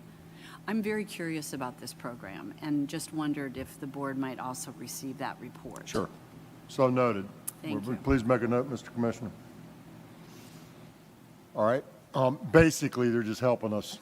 They're Yeah, yeah. giving us some money to do what we're already doing. Right. Defray It's some great. costs. It's great. I love it. Yeah, it's good money. Any further discussion? All in favor, say aye. Aye. All opposed, say no. Are there any abstentions? Thank you very much, Ms. Thank you. Maxwell. Item number 7, Ms. Farmer. Action on authorization for the Commissioner of Highways to enter into a memorandum of understanding with FHWA relating to the expansion of the tolling of the Interstate 64 hot express lanes in the Hampton Roads Express Lanes Network. Yes, sir. Mr. Chairman and members of the board, this resolution authorizes the commissioner to execute said MOU with FHWA. Is similar to the previous version that was executed in the 2017 timeframe for Segment 1. It adds the extension of the network commonly referred to as Segment 2, and also that the project will comply with all federal requirements. The resolution also authorizes the commissioner to execute any additional future tolling MOUs as each segment becomes operational with the implementation of the network itself. So moved. Makes a motion. Mr. Coleman seconds. Is there further discussion? All in favor say aye. Aye. All opposed say no. Are there any abstentions? Thank you very much. I don't know of any new business. Is there any new business come before the board? All right, so the only new business I will remind you is that we're going to go from here back to the hotel. I'll give you a little bit of time. I told you we'd be done by 1:15. It's 1:01, so we're Mr. Thrasher, we're on time and on budget, sir. 100%. We recovered. We will be leaving at 2 o'clock from the hotel to go to our tour. And Carol will tell us a few more notes about the tour and where we end up. Marcy, do you want to chime in on the tour? I think Marcy. Come on, Marcy. She's going to do it. No, you're fine. Don't run. The tour, the bus will leave at 2 from the hotel. Please dress casually. We will be getting out of the bus 2 times. We're going to go up 95. We're going to show you the river crossing projects, a little bit of Fred X, do some talking, stop at the rest area for photo ops if you like with the highway in the background, or to use the restroom, although there is a restroom on the bus. Go into the city for a presentation on trails, and then go on back to the hotel by 4 to give you a nice long hour at least to cool down, change again if you want to. Dinner, though, is casual, and the bus will leave for dinner between 5:15 and 5:30. 5:15 would be better with traffic. All right, so let's say back at 4, ready at 5:15. Does that work for everybody? Sure. Perfect. Mr. Secretary. Yes, Ms. Hines. I meant to say this earlier, but I forgot. Yes, so, ma'am. I don't know that the rest of my colleagues know that we have a celebrity in our midst, but Jen DeBrule was named one of the Women in Leadership by Virginia Business Magazine for 2023. And She certainly was. Well deserved. I didn't want to bring it up because she's won so many awards this year, it's getting a little monotonous. It's never And the monotonous. commissioner's getting a little bit jealous. And she keeps telling him about it and showing them to him, so I didn't want to rub it into the wound. You know, we But women. we're very proud of Mr. Brule, and we're excited for her and for all of us. So thank you for bringing that up and making that note. With that, this meeting is adjourned. Thank you very much.